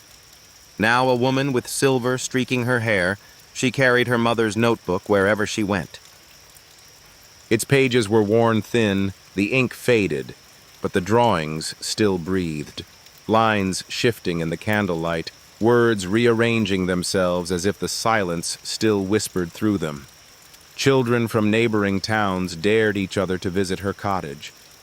They whispered that she was the keeper's daughter, cursed to guard the wound in the earth until she too was pulled inside. Some said she had no shadow. Others claimed she could hear your heartbeat if you stood too close. She never denied them. She had grown used to the weight of myths. Each evening, Sarah walked the ridge. She paused at the same spot where her mother had turned back the procession, where Margaret had given herself to the watchers to seal them in the valley. Sarah stood there for hours, listening. Most nights there was nothing but wind, but sometimes, just sometimes, there was rhythm. Knock. Inhale. Knock. Exhale. When it came, Sarah pressed her hand to her chest. Her pulse faltered, threatening to fall into step. Yet she would whisper her mother's last word to her, "Live," until the rhythm faded again. On her final night, Sarah left the notebook open on her table. Its last page had filled itself without her hand. The silence waits. It is never gone, but it will never walk again until a keeper's daughter stops walking. At dawn, neighbors found her on the ridge, her body still, her eyes open, gazing into the scar. The wind was utterly quiet. They buried her beside the barren valley, though no grass grew on her grave. The notebook was placed in the Hollowbrook Library, under glass, unreadable to most, its words shifting if you stared too long, its pages heavy with something unspoken. Travelers still come, standing at the edge of the scar, listening. Some swear the valley breathes again. Others claim they see two figures walking together in the fog, a woman and her daughter hand in hand, leading no one, only keeping watch. And so ends the Hollowbrook Murders. Not with answers, but with a silence that lingers, breathing just beyond hearing. The valley is gone. The keeper has chosen, and the daughter has walked her final step. But if one night, while the wind dies suddenly and the world feels too still, you hear a faint knocking in your bones, remember Hollowbrook, and remember the price of silence.